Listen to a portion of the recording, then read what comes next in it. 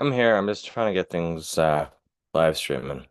Okay, I have a question. Yeah. It wouldn't let me log, like I clicked the link on the email and it made me do a passcode to enter. Like it did every time I clicked on the link on the email, it gave me a passcode. So I had to go copy the passcode from the email to get into the meeting. I rekey that URL in that email every single week. Well, I'm gonna Just like Restream, I key that key in today 4 times for Zoom to connect to Restream. 4 times. I don't even understand. I don't understand why I had to put a passcode on because I clicked the link. So that I'm wondering if people are having issues with the link, Mike, because I was having problems with the That's link. why it should be in your calendar. I don't use an Hey, online calendar. Don't even tell me what to do. Don't that's tell why me I go what to to do. my You're not the calendar. boss of me. You're not the boss of me. Use a ca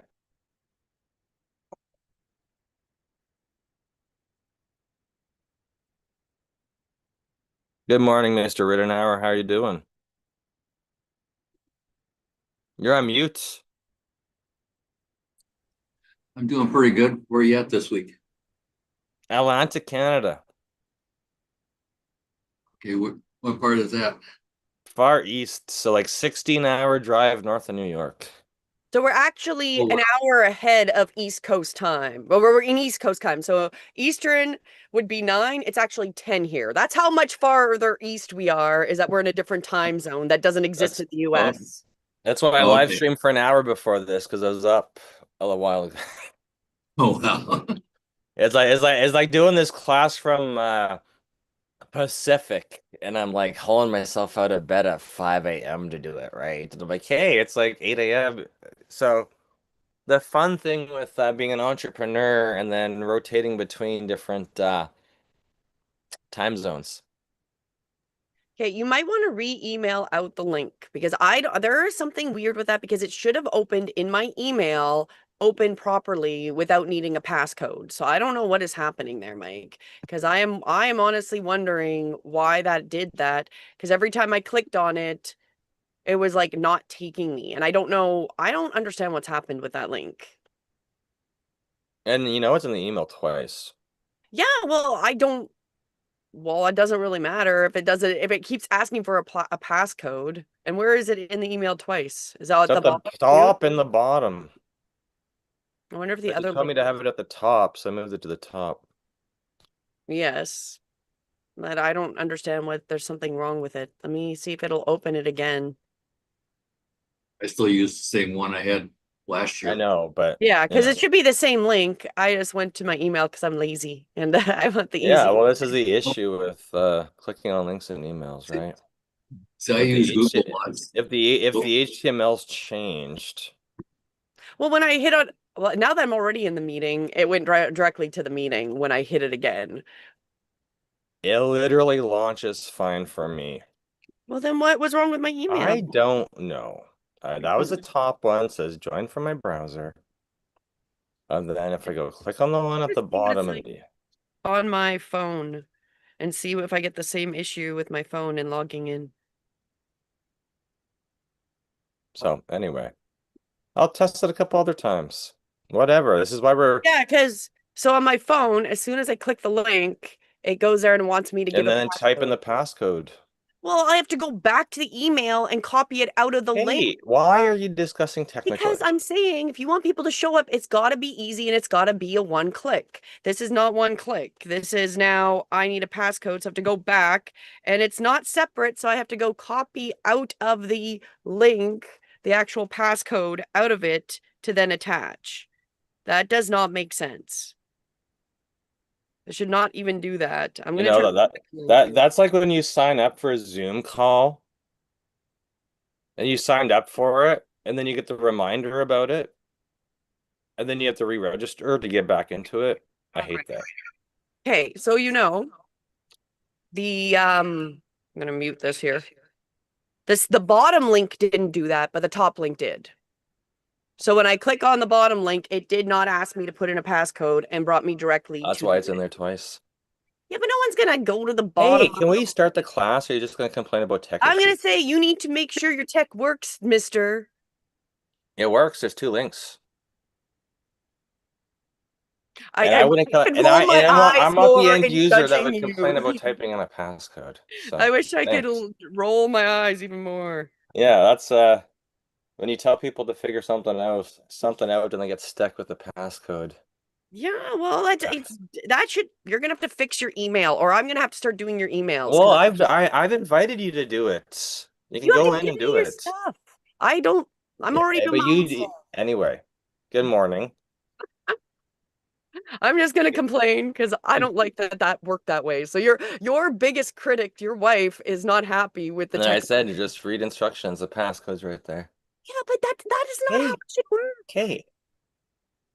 Do you have anything positive to add to this? Oh well, longs are very popular. So that was the big thing that came up in the news with YouTube is that there's been a massive growth that there seems to be two different types of videos that are doing really well right now.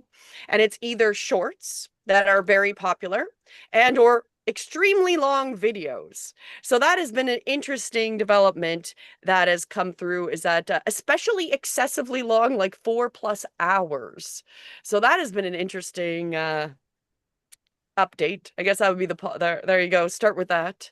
I was gonna say, and I see that because, as you know, people are just looking for content to watch, and if you're um in this space, if your niche is something that people are interested in, they're going to want consume all your content. And this is why we really push you, all the students in this class. Good morning, Dr. Levi's joined us. I haven't looked to see who else has joined us as we were ranting about tech issues with the Zoom link, but we're live streaming right now to platforms using Restream, so that's amazing. Yeah, it worked this week. Um, your your audience is looking for your content, and the easiest way to find it is obviously showing up consistently, right? So shorts are great to get attention from people who are existing audience or new audience, but in order to capture the attention of your existing audience, they're looking for your content.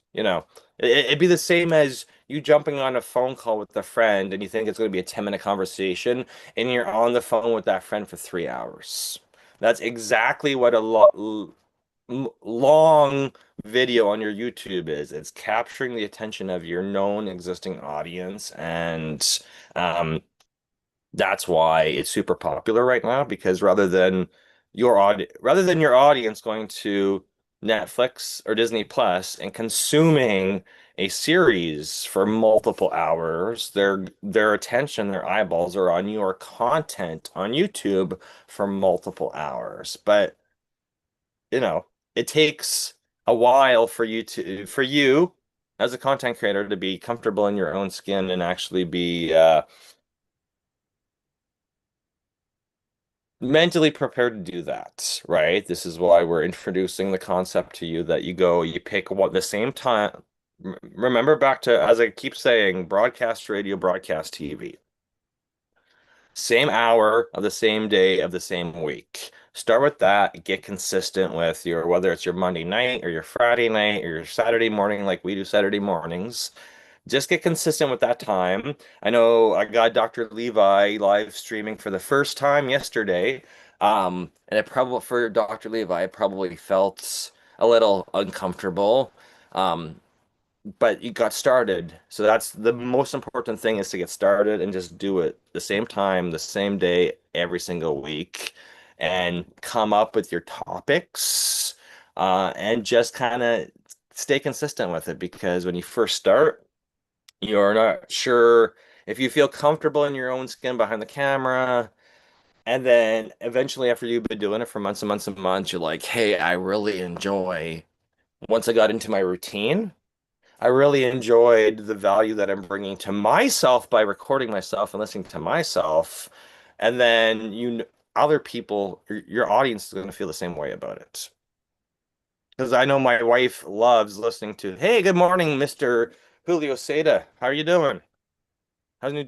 He's in the car right now, but I saw his face pop up. So welcome to everybody who's joining us. I should check to see what time it is. Okay, we're like So, 10 after. well, I wanted to make a comment. So I actually It is weird. I do really enjoy listening to my content, which I said has been a weird, but it's taken me doing this on a regular basis, like over 2, 3 years to actually enjoy listening to myself. And I was actually going through a lot of things. Like I started by doing just card pulls and then showing the card and over like voicing it over. Then I made I have a bunch of positive quotes and I would voice over the quotes. And that really got me comfortable with hearing myself. And then I transitioned into doing the live content, putting myself out there. That was a harder transition, was getting used to seeing myself on top of hearing myself. And now it's interesting because I started a new show that it's going to go on Thursdays, which is called Honestly Though, where we're talking about a lot of those things that are coming up and looking at it in a spiritual perspective. And I listened to it twice on 2 different devices and thoroughly enjoyed listening to myself. So I find that very strange. I'm like, like I've got this big full head, like, oh, I'm so great. But it's not that. It's because I've gotten so much more comfortable, and then I'm looking at when I'm listening to myself, okay, when I do it next week, how can I do this a little bit better? How can I fine tune that, when I'm transitioning between screens or whatever I'm doing can flow a little bit better? So a lot of the times I'm also critiquing, okay, well, what would I say here? Did I say what I should have said? And then finding out how naturally I speak and even listening to myself, waiting for me to say something, and I'll say it and I'll be like, yes, I did say that, right? I don't know what the trick is except for practice. And that has taken me years of practice to get to be this comfortable. And I'm gonna say, because how do you do 4+ hours? They were giving some suggestions. One of the suggestions is, you could live stream. You could definitely do. So I know one of our students, he's not here yet. I don't think so, but he does You don't branding know and how does much an like egg weighs. and puts on different branding and stuff like that. So you could really live stream that for a very long time, just showing your process, right? Like, especially if you're making multiple and stuff like that, that would be an easy way to do it. But if you don't do something where you're making something, some of their suggestions were when you do multiple lives or videos, you could combine them into a video. So that would be the other way around it, is really combining videos to make a really long one, which I've seen people that do a lot more shorts that'll start to merge them into a longer video. So there's different ways you could do that. However, the longer content is a little bit more popular because the longer you're online, the more likely people will find you. And that's kind of the idea, right? The longer that you show up as live, the more possibilities for somebody to come across you talking, your content, whatever it is. Right, Mike? And my response to that is, um, just because who says you're boring? Except for you. You think You're the only one judging yourself. Watching people do So, physio, though, a lot of the time is going to be boring. Like if I did well, like that side, but well, like if I was vibe coding something, that I could go on for hours with. I know, but then everybody's going to be infuriated looking at your code, so it doesn't really matter. Yeah, I Because know. we vibe code. You know how many hours this week I spent yelling at all the stupid AI agents who can't vibe code properly Yeah. because I've got a You get database I mad at have to nuke. me. And he gets mad at me. He's like, Julie, all you did was hit No, me. but no, I just because you're screaming at it. I'm not screaming at it. I'm saying why. I'm just louder than I know you. what's wrong. I know what's wrong with the vibe code, and it's taking 3 hours for each AI to admit that I'm correct. But I'm not screaming at it. I'm just like, logically, you guys are all dumbasses because you can write to the database, but you can't read from the database. What is going on? And So I'll just say, I'm just louder than you. So you can say it's no, screaming. It's just that I I'm just got my louder. emotions under control. That's the difference with the vibe Oh, coding. I'm giving you this So I'm middle just saying, finger here. the only one who thinks you're boring is you. If you watch what the most popular, like go just as a homework thing, go find people who live stream all day long, like Snoop Dogg. You think that's exciting? 24 hours a day, he's just sitting there rolling joints, and people are watching that for hours. He's not doing anything other than making money because he is live streaming, and YouTube and Twitch and all those places are running ads. So, he just got so And there's a ton of live streamers doing the exact same thing. Like, come on, like what do you think the OF girls are doing at home? They're literally just live streaming and they're like, hey, tell me to do something and I'm gonna charge. Like, it just really, they're just sitting there all day long. So, not saying OF's the way to go. I'm just saying that a lot of the live streamers have just dedicated hours per day to live stream.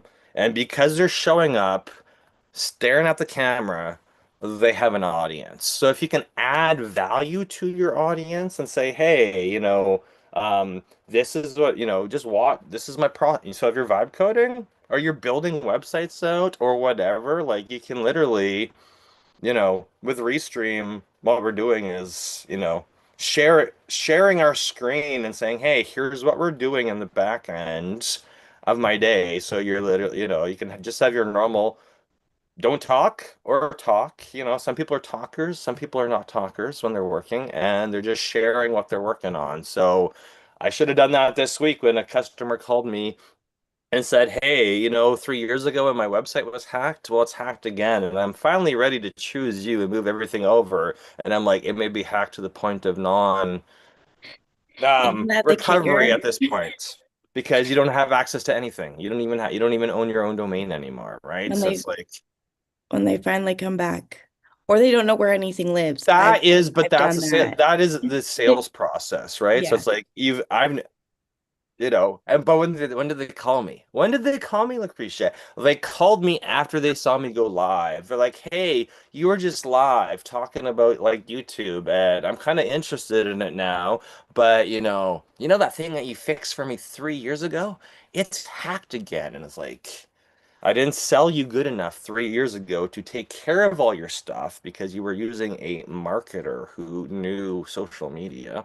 And I'm just the guy who makes sure you don't get hacked. So now that you're fully hacked and you've lost everything, now you're ready to come back because you saw me live stream. Well, Yeah. So I'm going to add to that. What's interesting is I've been doing one live stream a week and then putting it to shorts. And then YouTube is really promoting to get more live streams because the longer content and the more you're live, the more you will grow. And what I'm definitely seeing is the people that I've seen join my regular live caught me on my second live and we're also the same people that we're starting to watch. So it's interesting because it's like this, I don't know who these people are. I just recognize their YouTube names and that they've made so you're starting to see, like I'm starting to see how I'm building an audience, right? And starting to see the same people showing up when I'm going live and see value of checking in on what my lives are. But I wouldn't get there if I wasn't doing this consistently, right? Because that's really the big key is getting as consistent as you can. And then once you do once and you get comfortable, and then it gets easier and easier to add longer time or add a second live once you get comfortable doing it once a week, right? And then Levi said it was weird talking to himself. And that is true. It completely is true. that's why I offered we could jump on a live. We're waiting for Dr. Levi's brand new in the class. He joined the 8 week sprint along with some others, and we're going through the motions this week of starting the YouTubes, reactivating them, making sure that their YouTube banners look great, and getting them activated on live stream. So I invited everybody to join me on a live stream if they wanted somebody to kibitz with for their first live stream. But I'm proud he went live by himself. I watched it, so we should actually share his. I'm gonna go into the chat here and share out his YouTube channel so everybody can go and give him some love and get him some subscribers. I was doing that yesterday, but Did we you know, ever? I have a side question because I don't know if did we ever get that document posted we for did everybody? share it. We did share it in the Facebook group at one point. Okay, we should probably bring that back up and make sure it's highlighted so people can go and promote how like just following each other because all of us are building a business or building a your branding or whatever, and the best support is supporting each other going through it, right? So we can do that, and I'll make a note that we should bring that back up.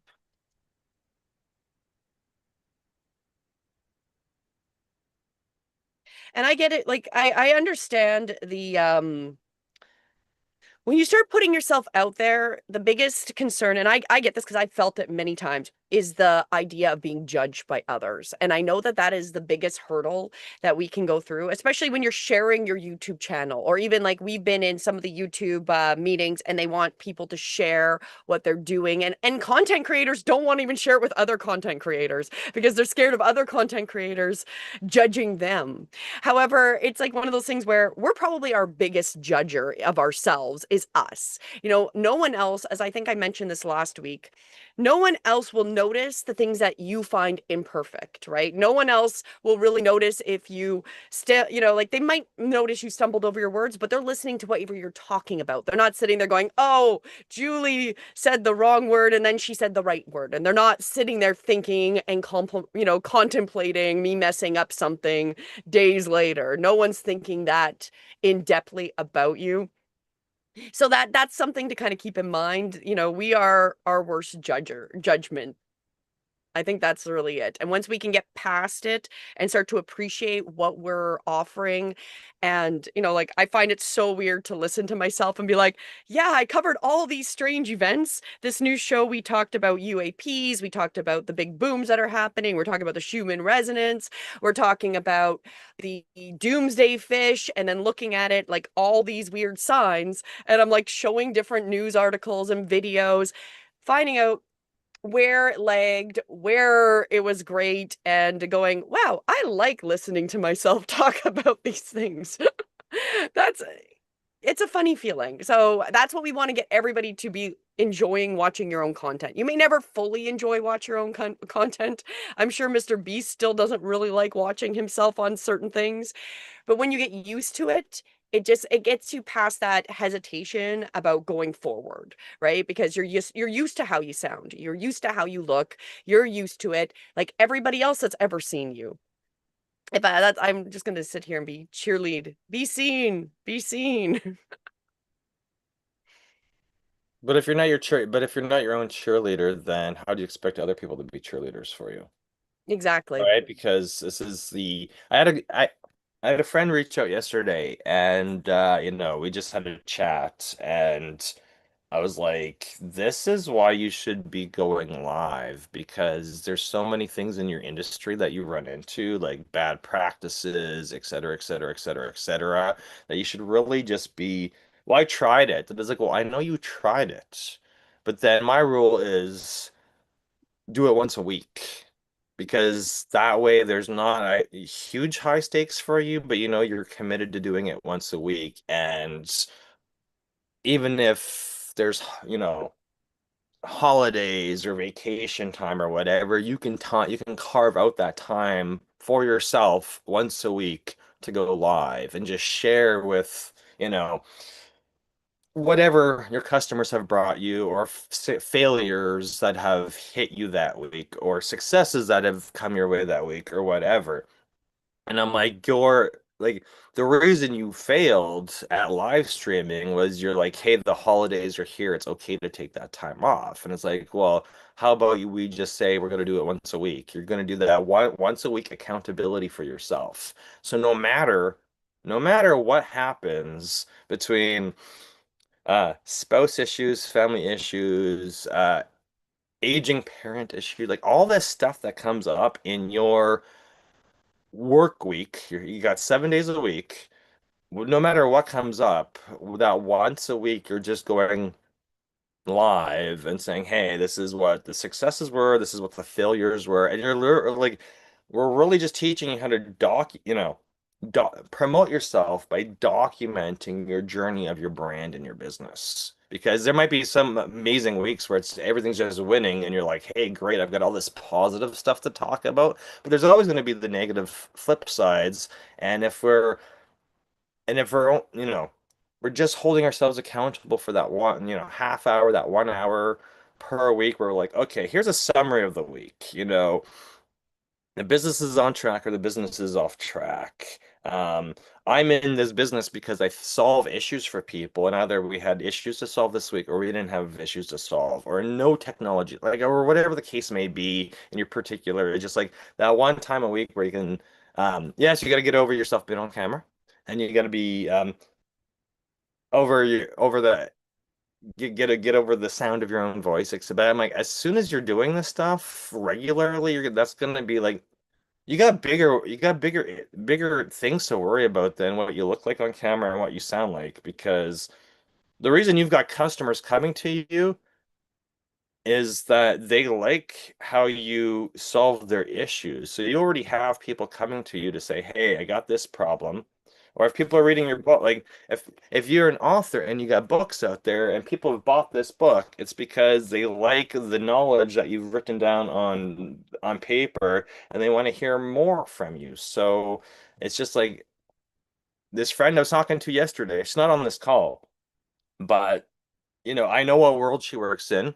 And I was like, this is why I'm like, sometimes in your business, you got to try 10 different things to find the one thing that works. But I'm going to tell you, the one thing that always works for me is live streaming. Because as soon as we go live, usually Saturdays we get calls. So we go live, we run this YouTube University, even if you're not even interested in YouTube University or having a YouTube channel.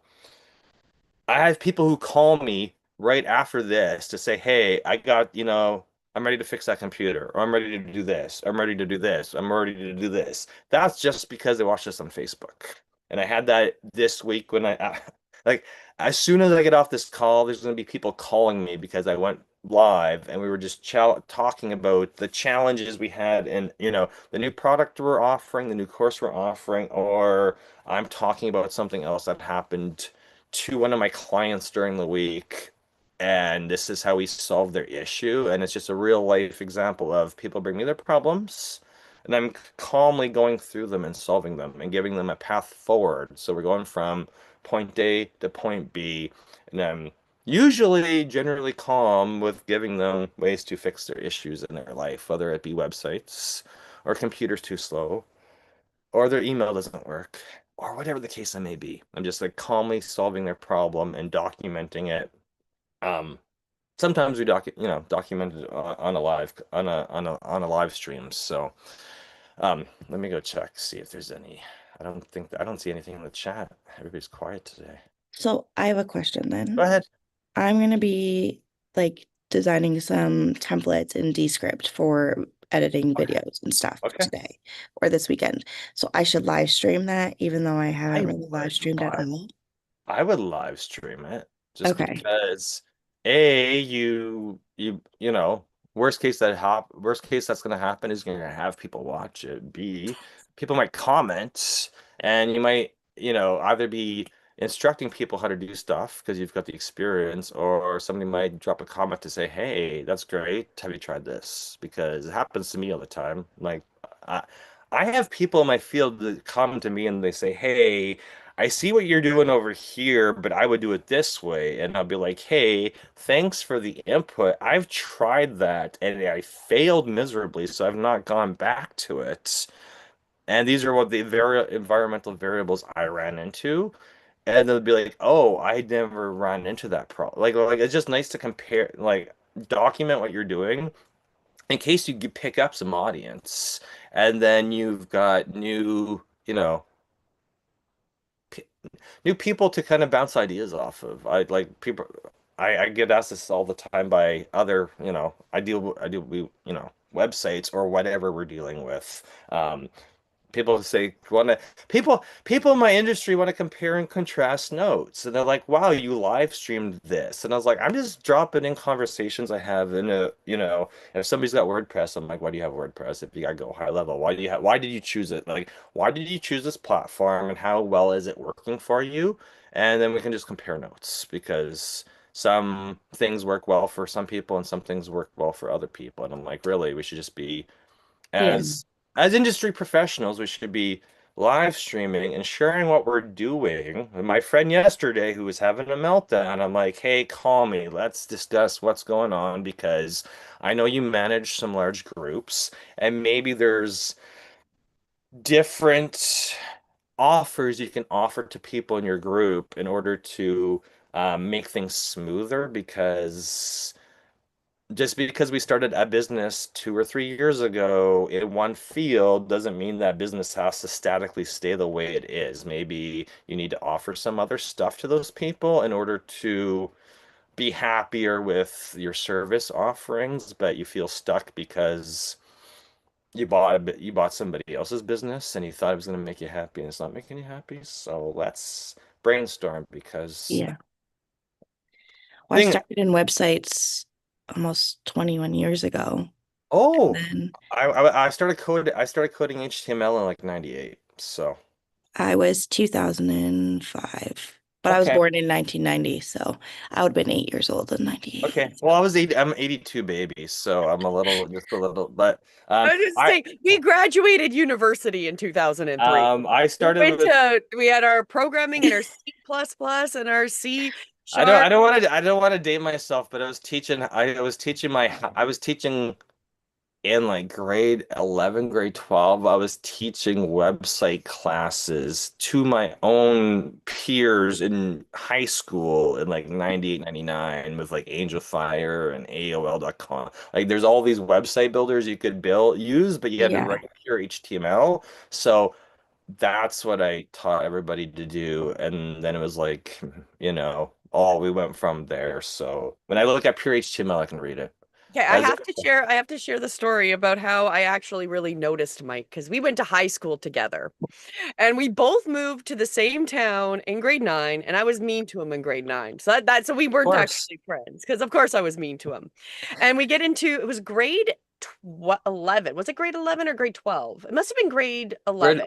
whenever Grade year we 11. had computer programming, because I was Yes. doing And I H. only took this class because we got this really cute teacher and I needed to fill up a spare. And they're like, this is computer science. And I'm like, what's this all about? And I was like, oh, you tell a computer and you make things. I'm like, sure, I'll try this. There's a cute new teacher teaching. That sounds more interesting than all the other classes that I had to take. So we're in class. I'm pretty much the only female in this class because it's all the guys in the programming class. And what did I create, Mike? The Bubble Monster. The bubble monster. And he remembers we still weren't really friends. He just noticed me. And it was so funny because he noticed me and he taught like by grade 12, he walks into English class. And that was the year I noticed him because he had the in-sync dyed tips. I had the Justin Came in with a Timberlake whole hair. new hairstyle. This is 1999, and I notice Mike, and he sits in front of me, and I start talking to him, and he ignores me, and then I think it's hilarious. So I'm just talking at him in class, and then one day he turns around and starts talking to me for me to find out how much he actually knew about me over the like 4 or 5 years we were in school, but weren't actually friends. But it was all because, yeah, I just talked at you just like this. Talk, talk, talk, talk, talk. And this is all you have to do with your And wore him audience down. is not talk at them, talk with them, right? So No, I start. talked at you until you I'm just eventually saying talked back. when you start live streaming. Don't be sad if there's no audience. Like I'm live streaming, I'm either gonna have two people or 100. It just depends on the time of the day of the week, whatever's happening, whatever time zone I'm in. This is why you want to pick a specific time every single week, because then your audience will remember what time you're on in in their time zone. But when you start, you may have zero for a couple weeks or a month. This is why it's nice to organically go on your social medias and say, hey. It's nice. It's nice to use Restream. Also, what we're using right now, we're on Zoom, but I'm literally using Restream to connect Zoom to multiple, like 5 different platforms. It's nice to show up everywhere at the same time, but also organically tell your audience, say, "Hey, I'm going to start live streaming at this time." Like, jump in, ask questions, etc. Because Restream will take the chats from Facebook, LinkedIn, all the other platforms, and put them on your Restream. Uh, all the chats come in, right? And we're just like literally just start going, and as soon as you get an audience, they're gonna start and just invite them to chat. Yeah, you might have to kick out a couple trolls, blah blah blah blah, but like just start talking, and then when you get when you build up that audience, start just chatting along with them. It may take you 5, 10, 15, 20 minutes to catch up with the chat. If it goes too fast, well, whatever, at least you have people in your chat, but just engage with them while you're demonstrating what you're doing, because that's the whole point of what we're literally teaching you to do is just building an audience, build a community. Topics may change, but everybody always needs somebody to air something to. Like my friend yesterday is like, I'm ready to quit. And I'm like, don't quit. We just have to change the business model because it worked well. And now people are looking for something different. So you either have to add different services to your business model or sell it. If you're no longer engaged and happy doing it, sell it.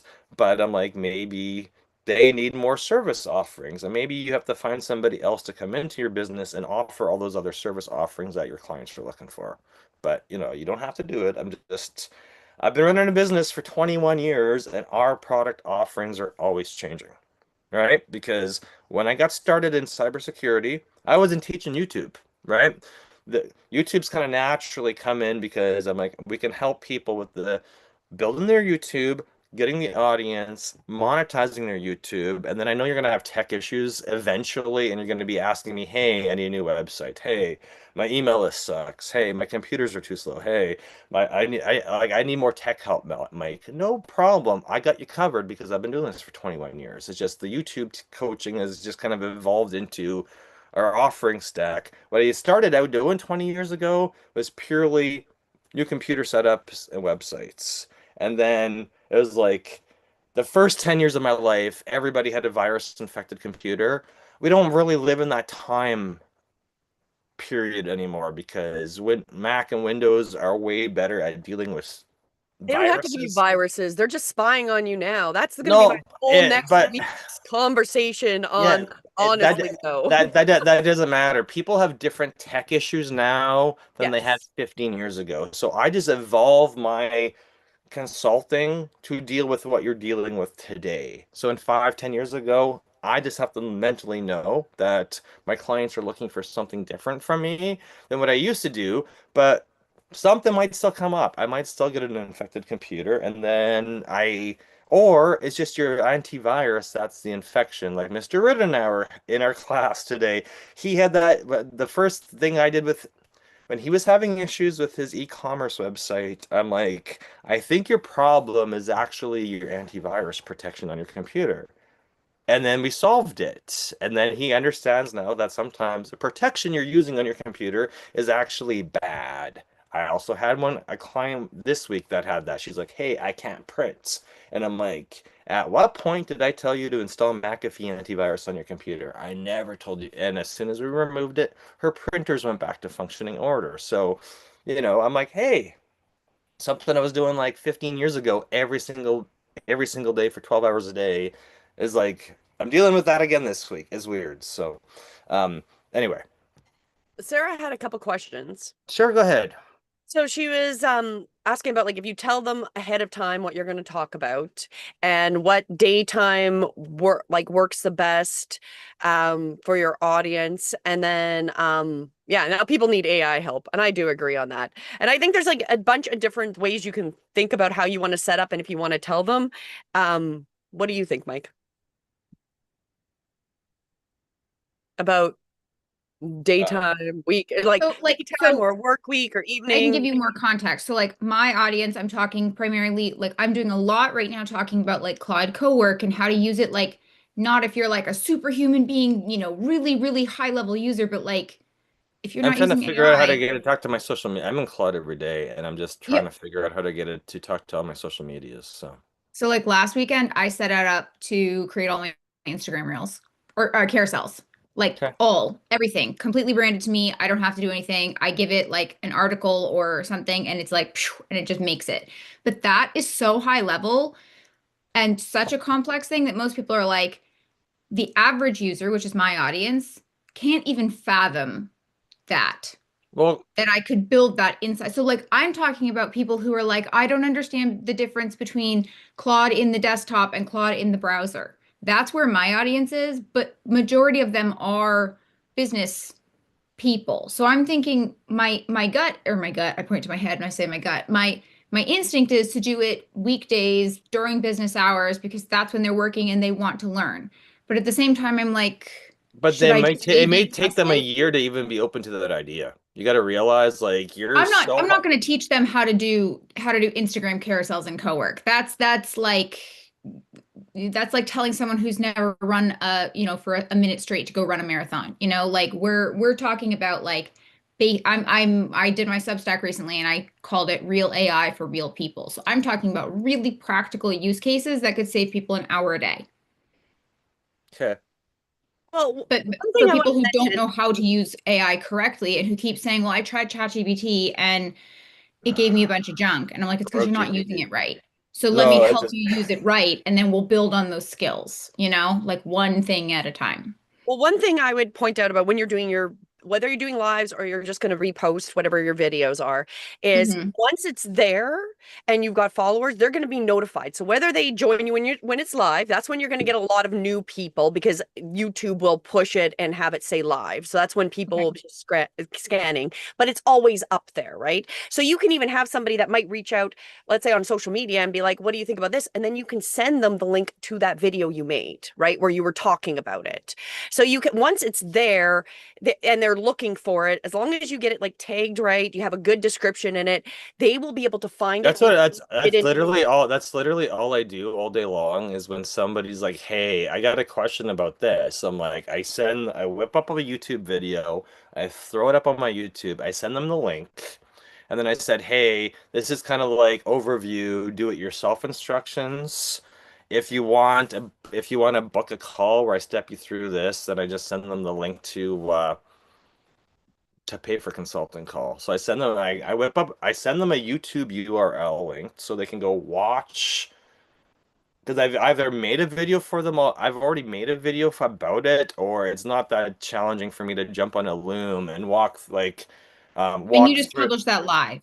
I Like you publish publish, it live on YouTube. I send them the link and I'm but like, not unlisted, I mean. Like it's a full, like anyone could well, it see doesn't the matter video. if It's it's not like, listed or unlisted because most of my stuff, I don't think I really have anything private unless it's videos in my that are linked to my um paid courses on my app. So usually I'm literally just sharing links on YouTube.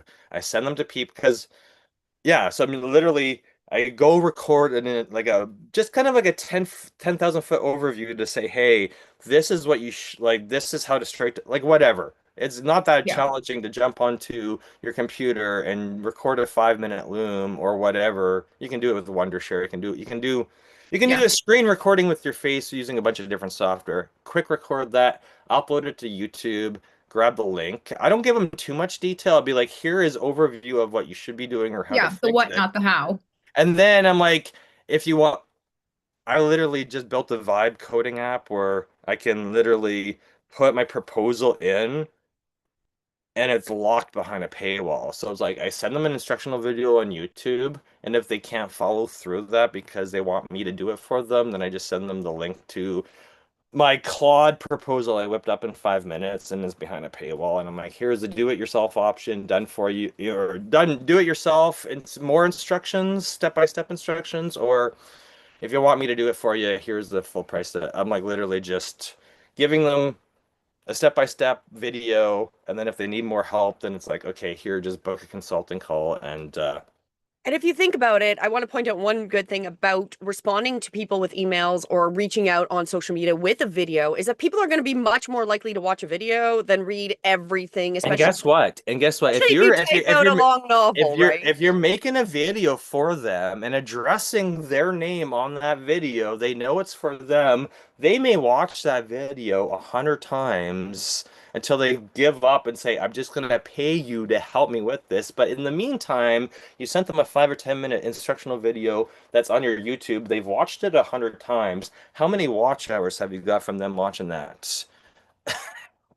This is how a lot of consultants have achieved YouTube monetization as they just record, whether it's list public or unlisted, they've literally just recorded their videos, put them up on YouTube and share those links off with people. Even if it's a playlist, even if you said, okay, it's a little bit complicated, I'm going to send you like a batch of 5 videos. We'll throw those 5 videos in a playlist, send them the playlist link. It's like step one, video two, video three, video four. If you still can't figure it out, go book me for a private call. It's start at 500, a grand, whatever. Um, I charge $500 just for do-it-yourself instructions, and then it goes up from there because, I'm And that's how you always make your time more efficient, because usually you'll have more than one person that'll have the same. exactly. What Yeah. happens is when you become the authority in your space, people are going to be sharing that video. They're like, "Oh, look, here is a high level of how to do it." Now, most people who are asking you for help, they're going to have environmental variables that are stopping them.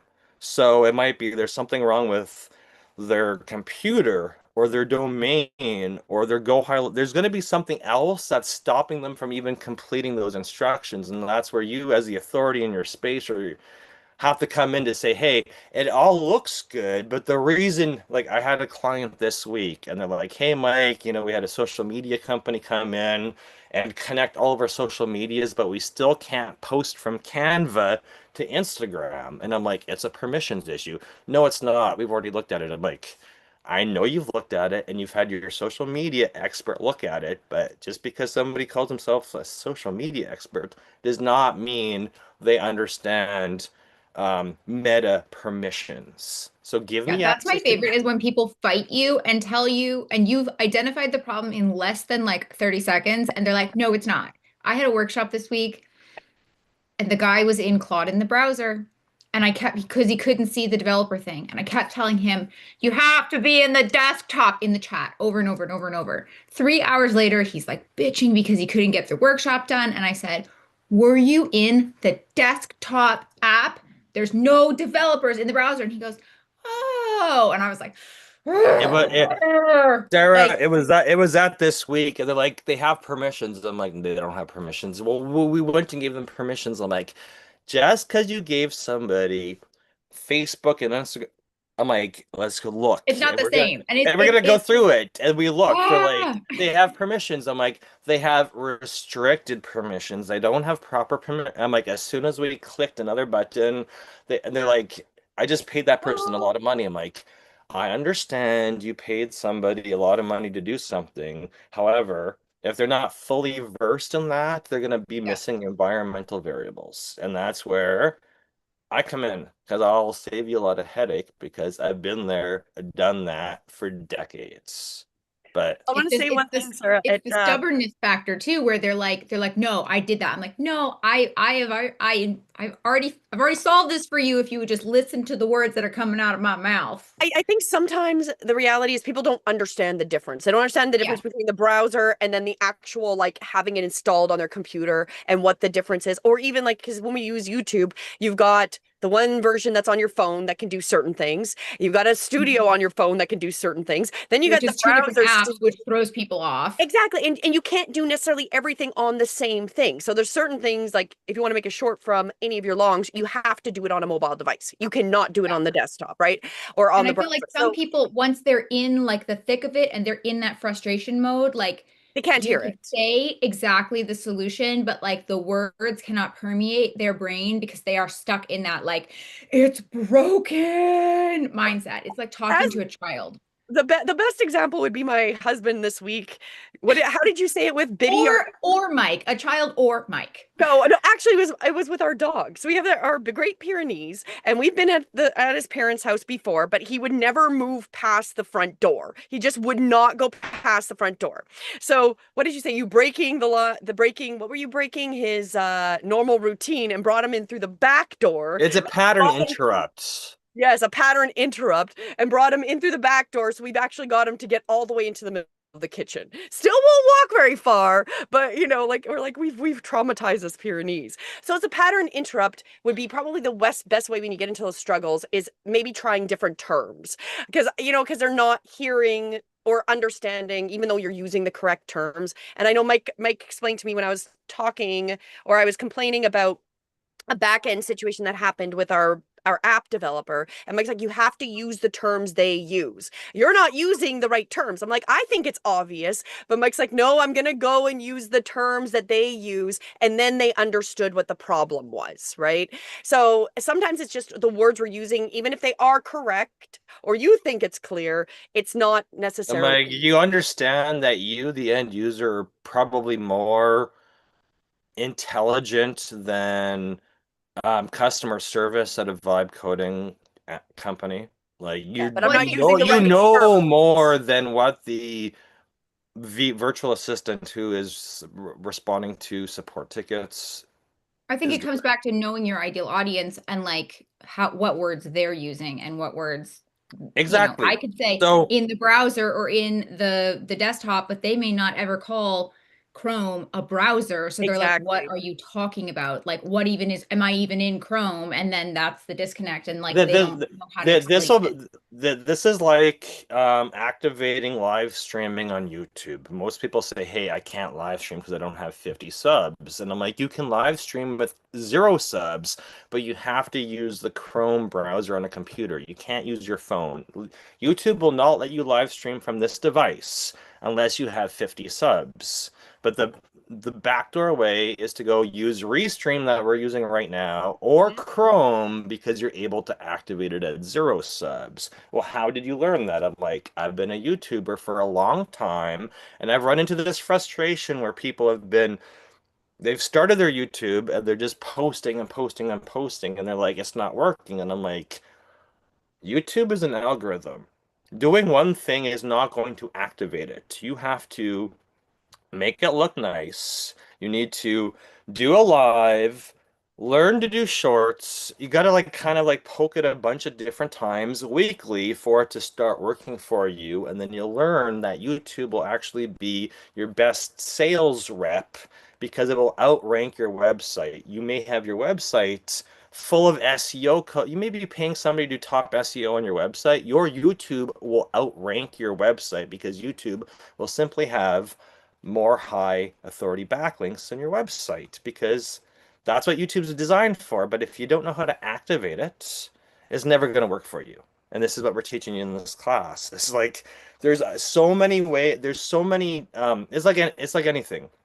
There's so many ways to activate something or use something appropriately, but if you're not trained by somebody who's doing it every single week, you're not really going to make it that far with it. So I Well, appreciate we the spend feedback. hours and hours learning what we've been learning over these last few And years. what we've like, Work, what didn't work, what we had issues with, workarounds that make it easier to do things. Like there's things my husband was talking to some of the YouTube execs about, like he's mentioned, that they didn't even know they could that oh, this. YouTube employees, Google employees don't even know how YouTube works because they're literally just a person in a box at the YouTube office, right? So they're like, "Hey, we're going to be your account manager and give you suggestions." They're not business owners. They're not content creators. Most of them don't have YouTube channels. They're just told, "Hey, here's what you should suggest to your." So like somebody like Mr. B, any YouTuber who's got 1 million subs, they've got a YouTube product, they've got a YouTube account manager guiding them and assisting them who do they don't really know anything about YouTube. They're just Yeah, like, well, Mr. "Hey, Beast had to figure out his own here's the formula. tools and resources for you to use, and please come back and tell us what you think is missing from the product, and we're going to try to engineer some AI tools to help you along the journey, but you're really going to have to figure out the AI tools by yourself because we are simply just employees giving you tools, and it's up to you, the YouTuber, to learn how to utilize these tools." Yeah. Well, and so that's really what we're doing is being creators and utilizing the different tools and trying the different tools. We've learned a lot of things. So Like that's I li really like we're I literally sat at lunch with the VPs of YouTube last month. Was it last Monday? Whatever. days ago, something like that. Whenever I flew to LA from DC the last week or what last week and a half or whatever, and I sat down at lunchtime. Like I literally just I grabbed my food, grabbed my laptop, I sat down, and people were like, "Oh, you're sitting at the employee table." I'm like, "Oh, I didn't realize you were all YouTube employees." And we were just like discussing YouTube this class particularly, and they like they know that you can do live stream and horizontal live streaming for YouTube, but the way YouTube teaches it is for you to use your desktop browser and a phone and merge the two feeds. And I'm like, that is super complicated. We're just using Restream. They're like, what's Restream? I'm like, it's a broadcast software that you guys recommended us to use a couple months ago. And in this Restream software, I can literally do live and horizontal streams at the same time. They're like, can you show us? They had no idea it was possible because they think it's still beta. And I'm like, no, it's not beta. It's like live. We've been using it for months. And they're like, what else are you teaching your students in YouTube University? I'm like, wait. I'm like, I've developed this whole checklist. In our paid courses, I've got a checklist for you guys where it shows you all the possible ways to monetize your YouTube channel before you're even at 1,000 subscribers and 4,000 watch hours. So like, how did you figure this out? I'm like, I've been a monetized YouTuber since 2024. So when I'm talking to my clients, I'm like, hey, you've got a book, you've got this service. Like there's all these ways we can get you customers by leveraging your YouTube channel before you even have to worry about getting to 1,000 subs and 4,000 watch hours and getting a piece of the YouTube AdSense dollars. There's ways to monetize your account before you even get to that point. Like they're just blown away. I got their email addresses for future converse. I'm just like, there's so many way, we're teaching you in this YouTube University way more than the YouTube that more that the YouTube employees can teach because they're just employees and they're given their scripts. Yeah. And And they're not they're going making to be a content. revolving people come They're not in and making leave. the content. They're not doing the hours. They're not trying the different features. They're not doing it, right? So we've been doing it, and I like what I've focused on has been very different than Mike. So between the two of us, we've gained a huge amount of knowledge of how to use the system. But there was a couple things. Now I know that Sarah had mentioned about the unlisted videos. Do they count towards monetization? And I believe it's all the view hours that do, because once you're unlisted, you can still have, once you're monetized and you have unlisted, it can still give you like if you're running ads on it and you are allowing it, you will still get credits for that. To get monetized, Oh, I believe it does count because it's just based on how many hours you get of your the viewing, only, right? the only ones that wouldn't count towards monetization are any videos that you've got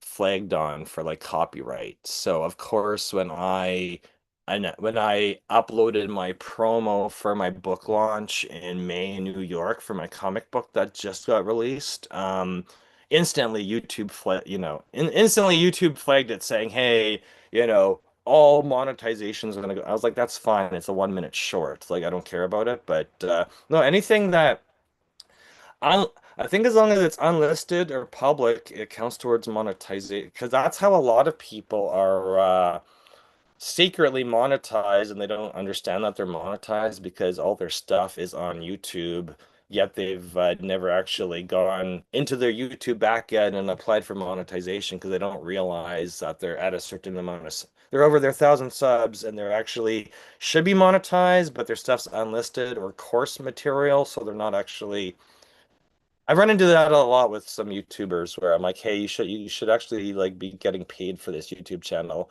and they have no idea because they've never been focused on using YouTube as a platform to achieve.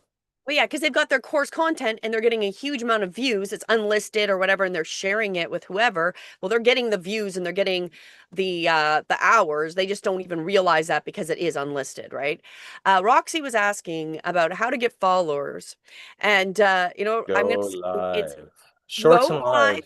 show up regularly, and ask for them to subscribe. And I'm going to see what I've been testing recently. So when I was doing shorter videos and I would do like an inspirational quote, and at the end I would be like, subscribe for more, I was consistently getting subs. So now I've re-added doing my shorts that I'm taking from my lives, and I've been adding at the end, like just because when I do my little shorts, I can put little comments, and I've just been putting in subscribe for more or giving them like a call to action, which you can and also voiceover. It's constantly when you're doing your lives, reminding them to subscribe if they're interested. You know, it's you are becoming your own advertising, right? So it's also part of what I'm getting better and better. Not that I necessarily have everything scripted, but I kind of have an idea of what I'm going to talk about, is making notes like partway through to remind people to like, subscribe, share, whatever you want them to do. Or if you're selling a product like a book, or you want them to check out your coming meetings or whatever you're doing, giving them those call to actions as you're live, as you're making your video. That is how it's reminding the people, because if they're sitting there and they're like, oh yeah, I am not subscribed, I should subscribe. And when I do that, I will see subscribers go up. I actually hadn't been doing that for a while, and I was like, why are my subs just like, I've been stuck here for a while? And then I restarted implementing what I was doing on the shorts, and then, oh, I'm getting another sub like every day when people are watching, because it's reminding them.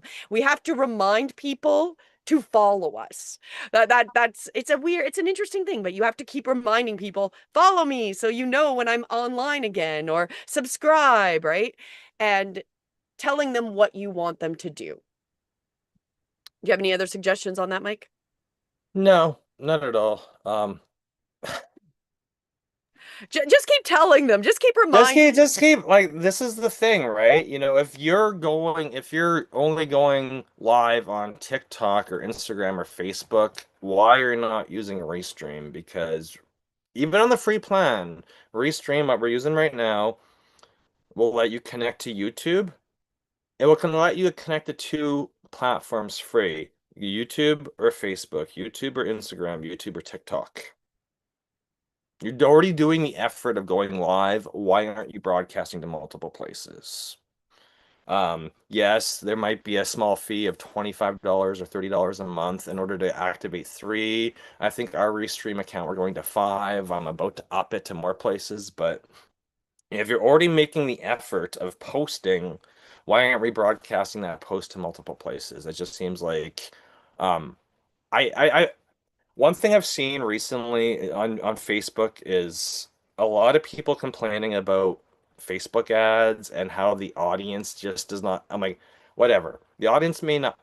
I don't see a lot of new stuff on Facebook, so I'm saying audiences are going to shift around. So, um, Oracle bought TikTok. TikTok views are down. Twitch is growing, and YouTube's getting the majority of the people who are on TikTok, right? So I'm like, if we're going to be broadcasting yourself, broadcasting your brand, why aren't we doing it to many places at the same time? Because your audience, we want to build multiple audiences. If you're putting this time and energy in to go live, broadcast what you're doing, advertise your upcoming event, et cetera, why aren't we doing it to multiple places at the same time? Because it'll eventually die off of TikTok.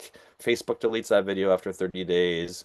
Your Instagram stuff's usually only good for 24, 48 hours, unless people are constantly looking at your like Instagram account. I don't even go on Instagram. So Okay, what? I'm just gonna say, Sarah asked what Twitch was. That is more where gamers will go. Like that's a live stream. Got Oh, a lot more. okay. Twitch is Amazon. Okay. So So there's a whole bunch, like there's Rumble, and then you've come across Substack, which I think is kind of funny because I've been on Substack for a while, but I hadn't really been. the reason I bring that up is because TikTok, number one, live streamers on TikTok are gamers. Yes. So Okay, what's great. That's happened not my is people. My people can't determine between a browser and a desktop. So no, like no, they no. are I know. not I'm on just Discord. Probably don't They are need to be I on not on Twitch Twitch. at this I point. just know that a lot of females I know that I've met, they're like, "Oh, I do really good on TikTok." And I'm like, "So why aren't you repurposing that stuff over to YouTube?" "Well, I don't know how." And I'm like, "Show up to the," I'm like, "It's super simple to live stream to YouTube and TikTok at the same time." And then they just kind of like leave, and then they come back 6 months later. "Oh, wait, my audience on TikTok shrank." I'm like, "Why aren't you streaming to multiple places at the same time?" And I So I don't. don't know. It's a weird mentality when somebody comes and asks you for help, and you're like, "I'm still going to give you the same advice now that I gave you a year ago." Well, and the one thing to keep in mind, like what I've noticed with the live streams, is sometimes my numbers might not be that high on YouTube, but I'm getting way more views on Facebook, or I'm getting way more views on another platform. I know what the answer, but I know what the real answer is. Those people, they're addicted to this. They're addicted to just going onto the phone and complaining about their, dating life or whatever, and they're getting a ton of views on TikTok. I'm like, you know what? You can do the same thing from your computer.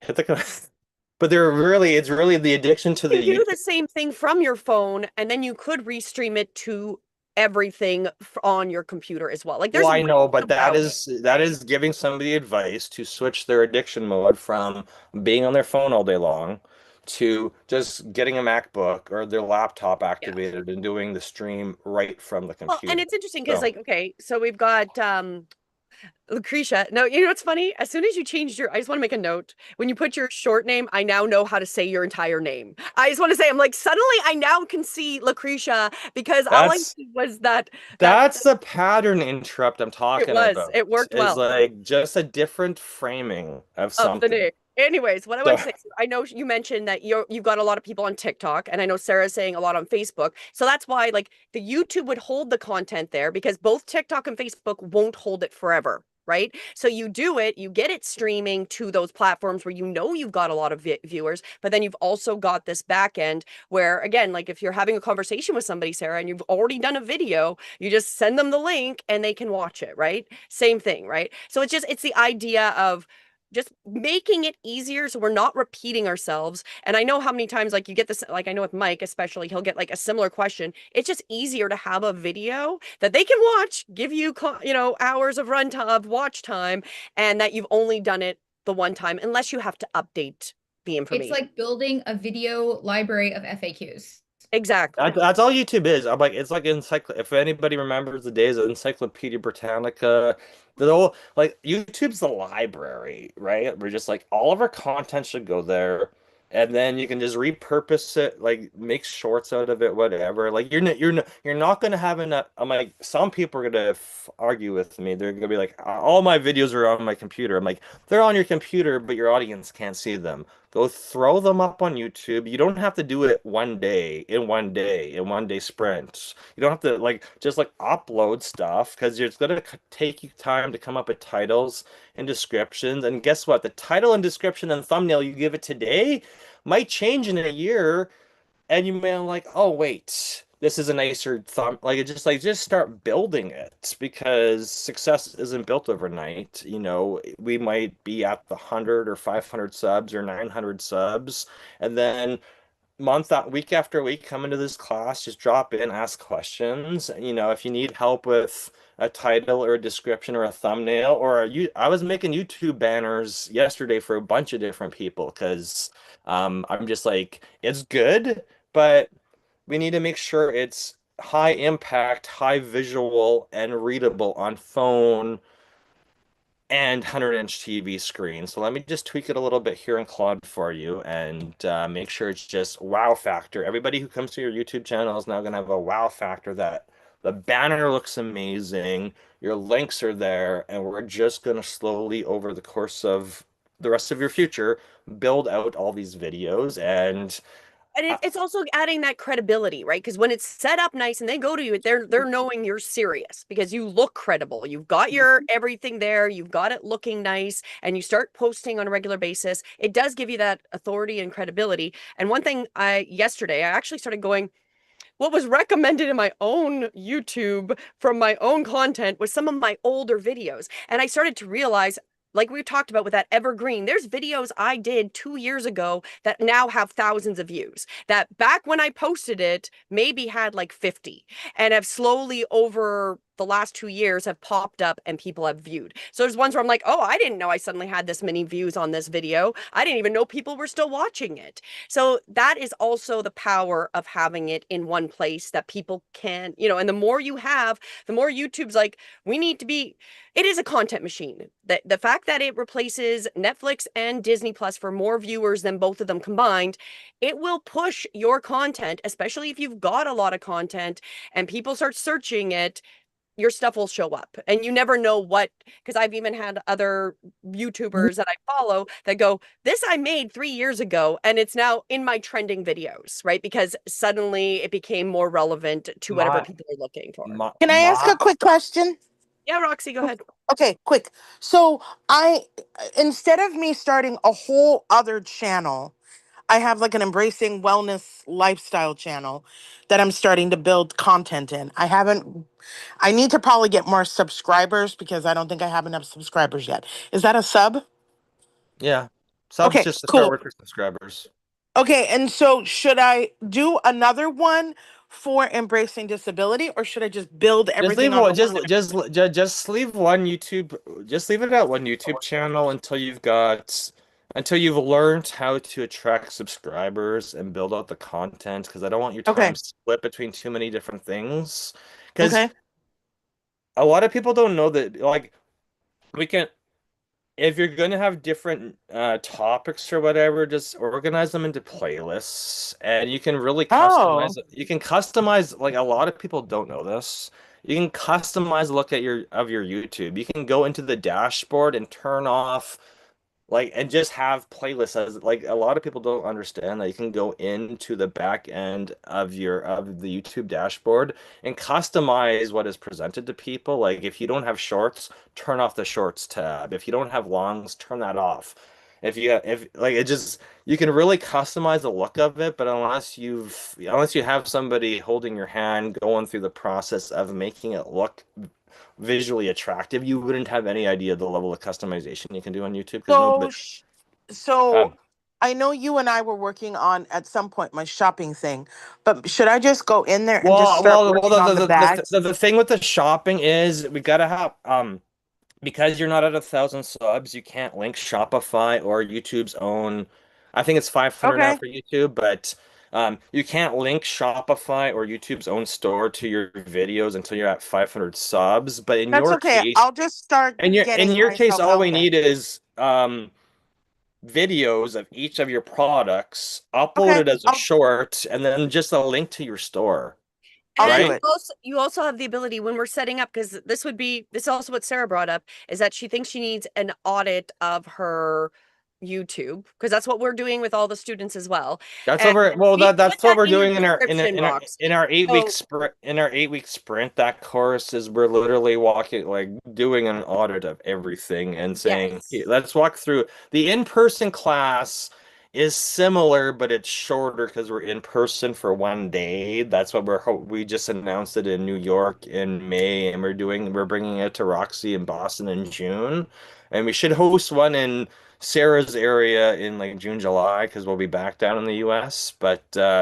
like, the in-person YouTube workshop is really a in classroom experience where we're auditing YouTube channels and saying, hey, this is what it looks like, and this is what we like. It's live in the classroom, 8 hours. We're gonna go through redesigning it and making sure we have a videographer there, so you get one or two videos recorded in that class. The 8 week sprint that we started this week, it's Monday and Thursdays, and we're auditing your existing channel to say, okay, let's here's what the banner should look like, here's what your description should look like, put all your links in there, and let's build this out, and here's how we're going to use the YouTube app to make shorts out of your longs, and what type of client experience do you want your YouTube audience to have, because it's the same as literally your YouTube should be similar to how you're onboarding clients in real life. So somebody reaches out to you for advice, and how does that process go? Do you have a Zoom call with them? Is there a questionnaire that they're filling out? Like, step by step, how somebody new comes to you, how do you approach them, and how do you convert them into a raving client? That process should be in the process you're doing in person or virtual over Zoom should be demonstrated through your YouTube channel, because then your customer knows exactly what to expect from your onboarding process being dealt with. That's if you're a service provider. Yeah. If you're an Well, author and you're selling books, it's a different process. well, and it's a So different experience depending on that's what we're helping every person with. Depending on what you're doing, what you're promoting, what you want to go with your content, we're customizing it.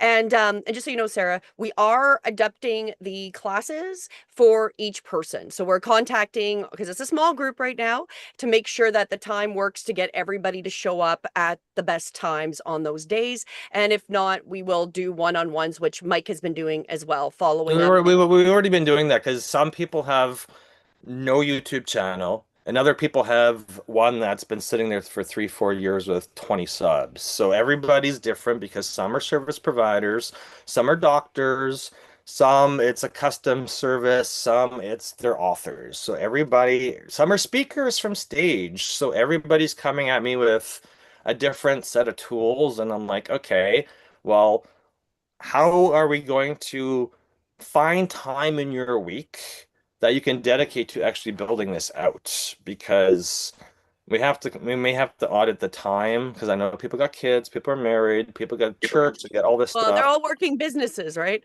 right? Right. So And So like Sarah did make a comment. Sorry. I put in here, I said my like looking at my next, because it's an 8 week, looking at my next 8 weeks, I don't want to overcommit myself and then not follow through, which is like a classic Sarah move.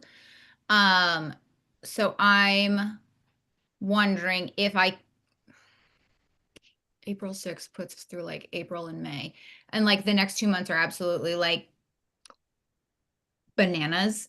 So when is the next time that you do the 8 weeks? well, the current 8 weeks ends at the end of May. May. Yeah. And So we'll be then promoting the next one to start because we'll have been doing our in-person events.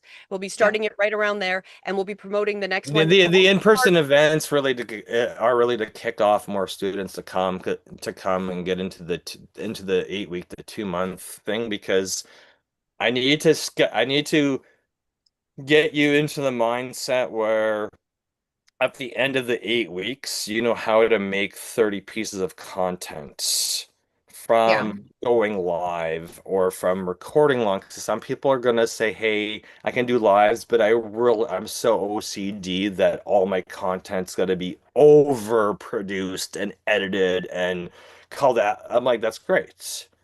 But we need to get that workflow built out to a point where it's sustainable because I don't want you to do 8 weeks and be good for 2 months by yourself and then fall off the face of the earth. Because as soon as you go through 8 weeks with me, I'm going to be texting you every day to say, hey, have you actually fit this stuff into your workflow? Because there's no point in me teaching you a system for you to just drop off, right? The key is going to be the consistency, and that's really what we want to do is get that however you're going to be doing whatever content you're going to be doing, if you're going to be doing lives, if you're going to be doing recorded, you get it into a regular routine that fits your life. And then so that would be, it did kick off, we did start this week, so you are correct, Sarah, that it did start. And she also pointed that we need to remove the pop-up because it doesn't show up when we look at the pop-up when you go to I am YouTube famous anymore unless a new user goes. It gives the April 1st and 2nd date, so we'll have to adjust that. As a side note, I made it on my list of things. Are the calls on Mondays or Sundays? Mondays. They're Mondays and Thursdays. So we're doing it twice a week with the group, and we will adjust, like, because of course, can't necessarily not everybody can show up at the same time. So if we have to Yeah. do the one-on-ones, we've been doing that as well for this session because we really want to get these first students through and getting it as a line that they can go forward. And I wanted to make a comment because Jared shared his link, and I really like what you did because I know Mike said that you weren't really happy with your background, but your background looks really good, Jared. I like it. And so you can go check that out. I'm excited to see his content of him making the stuff. Ooh, laser and graphite. Yeah, exactly. I want to see him burn some shit. So There you go. Let's burn some things.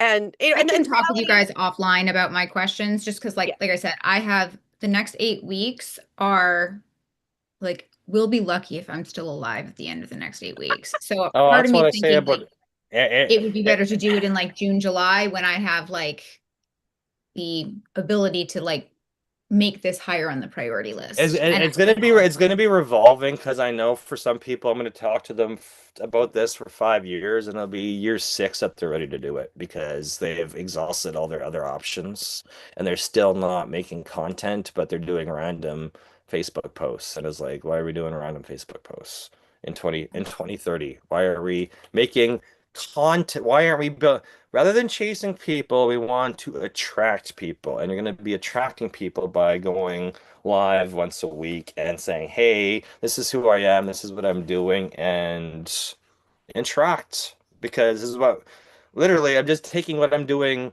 one-on-one with people and doing one-to-many, right?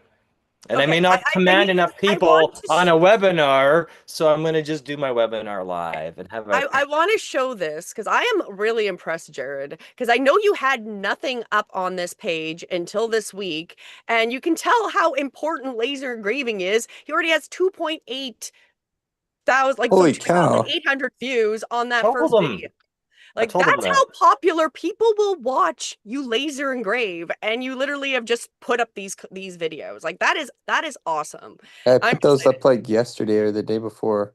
That's Oh, that's that crazy. that banner looks amazing now. Yeah, I made some edits. See, 2 call to action. Subscribe. Yeah, exactly. call to Exactly. subscribe and visit. Go and I did follow. that on Canva. That was Yeah. And you haven't done the live yet, have you, Jared? no, I plan to do I that think we're sometime supposed to do today. that today after this class. So Okay. Okay. No, that's awesome. You know what? See, there's clearly you have definitely more viewers than my type of stuff because that is definitely what people want to see. Is just let's see you burn stuff. That's That's I crazy awesome. opened a because I box the other just day. posted Sorry. those. Oh, Sorry? sorry. I just posted those like yesterday or the day before it, so it's crazy. My No, kids it's awesome. love stuff like that. Anything that's like ASMR or like cool things like that, or like we've watched a lot of 3D printer videos lately. Oh So like yeah, that those are would be fun. wildly successful. Well, and this is perfect promotion right there, right? Because right off the bat, like right off, you're getting 1,000 views, hey, over 1,000 of those first few views. People are, and the more you post it, the more they're going to see you. You're building that authority, and then they're going to reach out to you to get the stuff engraved. and you're It's up to amazing. 30 and, Now, and, you and just got to add the call to action so you get more subs because you're getting the That views like poker that way. chip one would be a great like wedding favor. Exactly, right? So you That's should have that in the like description because if people are searching for like cool, unique wedding favors, and this is just me thinking out loud because my brain never Yes, stops. I actually Mike and Julianne, if you guys could help me make that note because I'm doing like a huge bridal show in June, July timeframe. So I'm thinking of ideas to add there. And that was like it was like kind of an idea. I just don't know how to make it like Yeah, because that was the thing attractive we were to going to that start working on this client. week, Jared. Not to cut you up, but we were going to start talking about, making sure we've got the descriptions and the Okay. titles and start making it a little more fun, a little bit more specific, right? So we'll be going through that as well. But right off the bat, you're starting off really strong, and those are awesome. Because yeah, who doesn't love the fire? I like that this one picked the fire on there, right? That's awesome. Awesome, awesome. oh wow, I didn't even realize one's 2.8K, the other one's 2.5, Well, and the that's why other's I said that's why I 1.1. had to share it. I'm like, for the fact that he just posted that up, that's awesome. That is one, and that we're just gonna keep fine tuning it because clearly there is a niche people want to see burning things, and that's gonna help promote your business. And then especially if you're gonna be doing the bridal stuff, that is a wonderful like for takeaways from people for people's weddings, little gifts Well, that they. and what I told Jared when I first met him, I was like, literally, you can when you're at your booth, like just show when people come up to your booth, just like grab their phone, have them subscribe to your YouTube channel, and be like I just give them instructions. It's like there's new content like you're literally just showing them your in like having grabbing their phone, having them subscribe to you, and showing them all your infomercials. It's like, hey, we could do wedding favors. Well, I know you're not engraving firearms yet, but that's your goal. So it's like we're gonna be doing this and this and this and this, and you can watch like it'd be cool for you to as you're engraving stuff, send your customers a live view of their That stuff is being the engraved. coolest thing to watch. That's why, That's a like, great idea. This is wonderful to watch. Like It's I'm just so sitting here watching it satisfying. Oh thinking, my gosh. that is wonderful. Like that's why you get so many views, because that is absolutely cool to watch. Because people are watching all the way to the end because they want to see the finished product. Exactly. So just add some bumper to the front and back of that, and when it's not a short, and then it's like, hey, just realistically, YouTube, it's all about promoting yourself and just the call to actions, reminding people just Fire is better. I'm just gonna say. subscribe, support me, Exactly, subscribe, support exactly. me. And so I assume this was leather. Is that what you were engraving on this one, Jared? Yes, yes. That's really cool. But yeah, so now we just got to get the call to actions and be like subscribe to fall, start putting those in and adding the lives. So that's really cool. I could obviously I'm just sitting here adding to your watch out. I told him it's like one of our new students, David, his biz I will eventually convince Morris to live stream furniture reupholstery because I would watch that all day long. Woodworking, I would watch it This is all day long. intense, this one. I know, it's crazy. That's my favorite one. It is. That's awesome. This one has more likes than the rest, or almost more likes than the rest, and doesn't have as many views yet that are showing up. But this is awesome. The fire burning Yeah, things. it really pops on that one. I'm glad you're doing this, Jared, because this needs to be shared. Yeah, I mean, there was like no rhyme or reason. I just like threw up 5 videos that I had like ready. And like I said, I haven't even looked at them since I've thrown them up like yesterday or the day before. And like to see that there's that many views is actually really cool.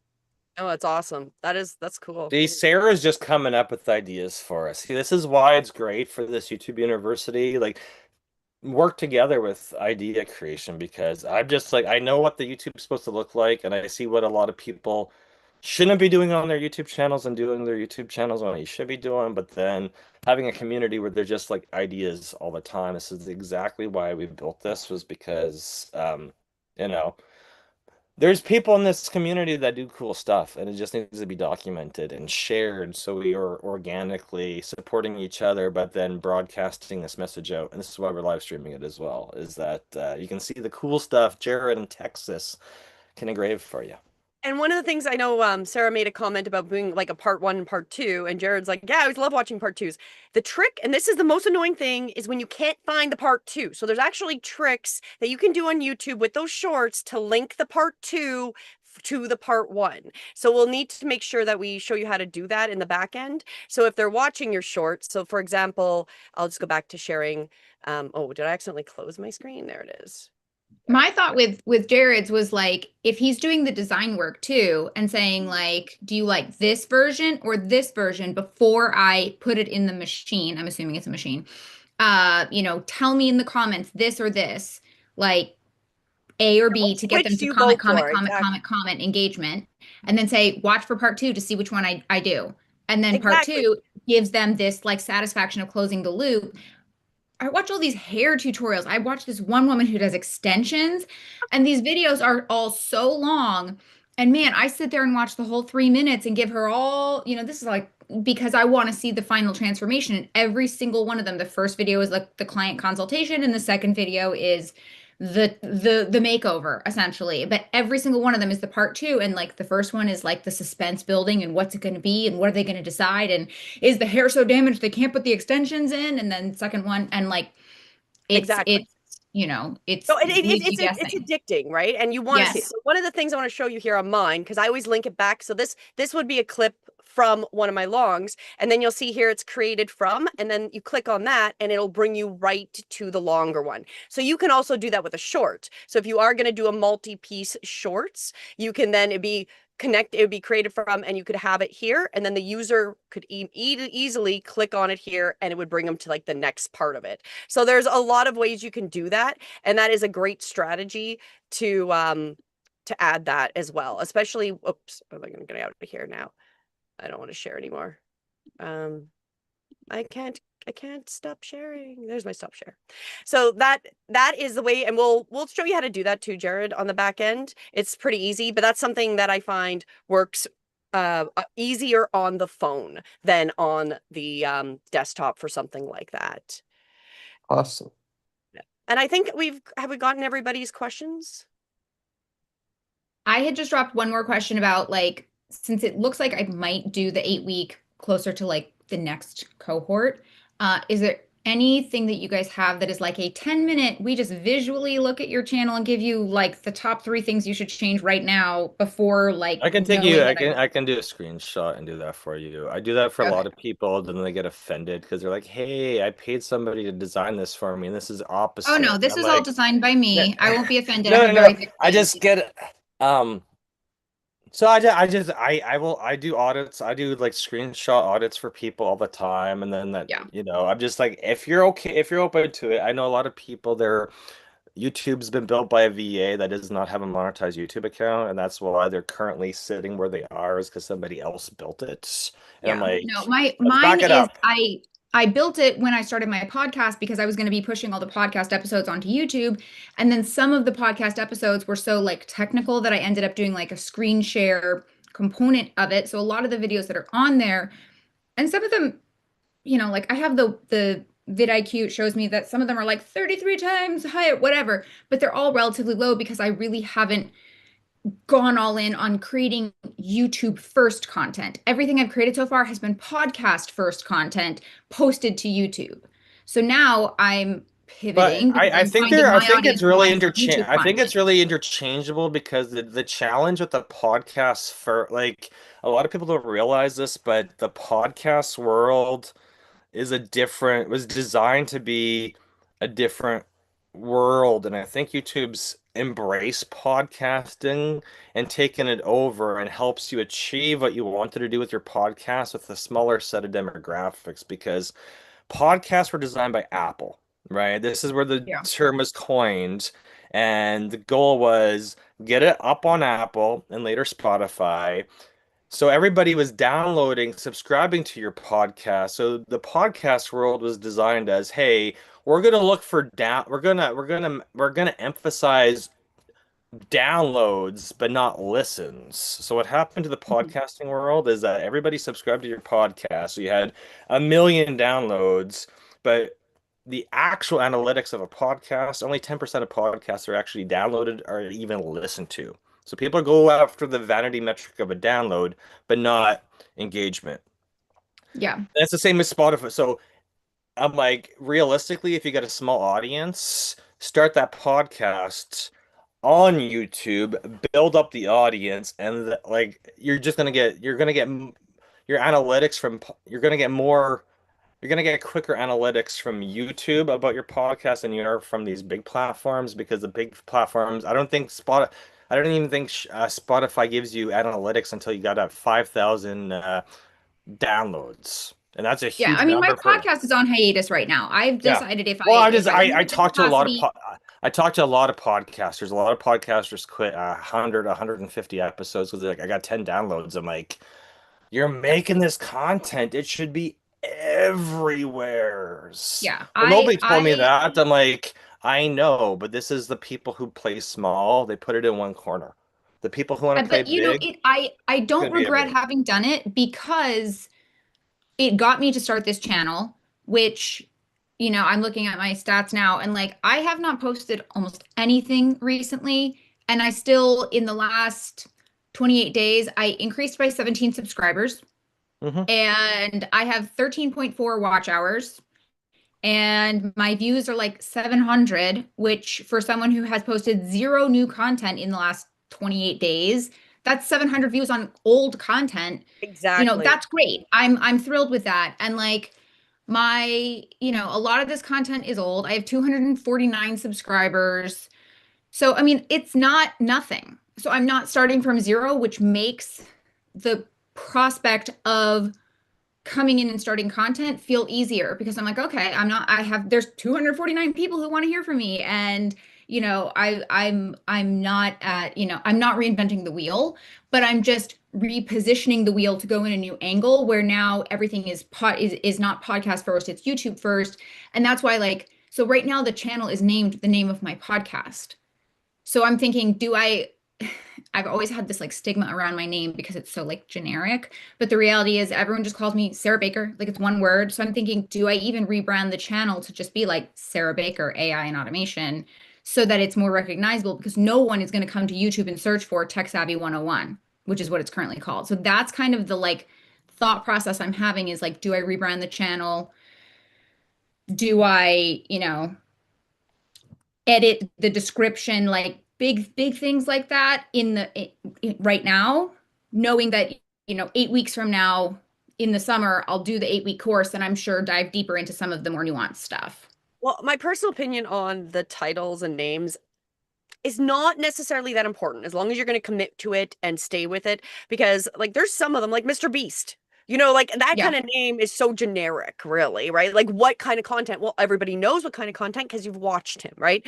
But then there's like Right. somebody else that I follow and her name's it's only JS, but her name's not JS. So I think she was like Yeah. trying to play a like a kind of a humorous point on like only Jesus, but like Jesus, JS, but she does all this Mhm. different content. And so it's the name not necessarily as important as long as you stick with one, so you're not confusing your But audience, so then right? like with my Substack is real AI for real people. So should I just sync the I two and I be would Substack and streamline YouTube them. I same? am. That's what Yeah. I've been doing as well, is making sure that I have the same image for all of my social media. So I've got the same image on it and the same name, because I did have to go in my Substack was under just my name. It was like Julianne with Mhm. some numbers. So now it's Breathe Within Yoga, so it matches all the rest of my other content. So you do want to have that because that's going to be the consistency across the platforms. So whatever you Yeah. choose, stick to that, because that's going to make it easier, because also when you're playing with the algorithms, right, and you want to start showing up on Google, you need them all to match, right? So then Yeah. that will be easier to be found. I don't know if it really matters what you call it, as long as it's a business that you're going to identify that's your business name, right? Or Yeah. I don't know, do you Well, have an and, opinion about and that, Mike? realistically, that it can be until the consistency on your posting increases to weekly, like you're not going to show up in the YouTube algorithm search. Other than Jared, who posts 5 shorts and he's got thousands of views on those shorts. We got to really make sure we're taking advantage of the push, because obviously his stuff's being watched in the For You Shorts feed on YouTube. So we needed to get some long form stuff on there. YouTube's probably really liking your content, Jared. Exactly. But Love to hear it. consistent consistency on, because at the end of the day, I know everybody hates the at the end of the day statement. We want multiple channels or multiple signals on the internet to be building your SEO search results on Google, right? So, my main brand across everything is don't get hacked, whether it's .ca or .com or .ae or .app or whatever. That shows up a lot. And then the second brand I've been building is just I am YouTube famous, right? So if you see my stuff, it's my name, Mike Duffy, but it's don't get hacked and I am YouTube famous. Whatever content is going to be there under those channels is whatever content's going to be there. But if you search for it on YouTube, if you search for it on Google, the website's there, YouTube, and then just all these other signals coming in. Because if I'm on LinkedIn, everything's tagged the same way. If I'm on TikTok, like everything's just, the brand just shows up, your name just starts showing up. The more consistent you are, and that's why we're such a proponent for weekly stuff on one update a week on YouTube, because YouTube will just as your Sarah, you went silent a little bit, but you see your subs still building up on YouTube. That's the whole point, right? Well, It's always gonna actually, they're building up because I have some unlisted videos. So Oh, there you clearly, the go. There you unlisted go. videos is working And this is what that I'm I'm literally sending people doing. direct links to. In the like this is what we're doing in that 8 week. We're just like, hey, here's where you started, here's where you go. Not I've got students who aren't in the 8 week. We got a different agreement, and I'm just like, hey, look at it. You've added 5 subs this week. You added 20 subs. Look, you went from 10 watch hours to 80 watch hours. And I'm like, just keep doing what you're doing and then keep increasing the frequency. If you're doing we've got one organization. They're like, well, we do quarterly summits, and I'm like, do them monthly.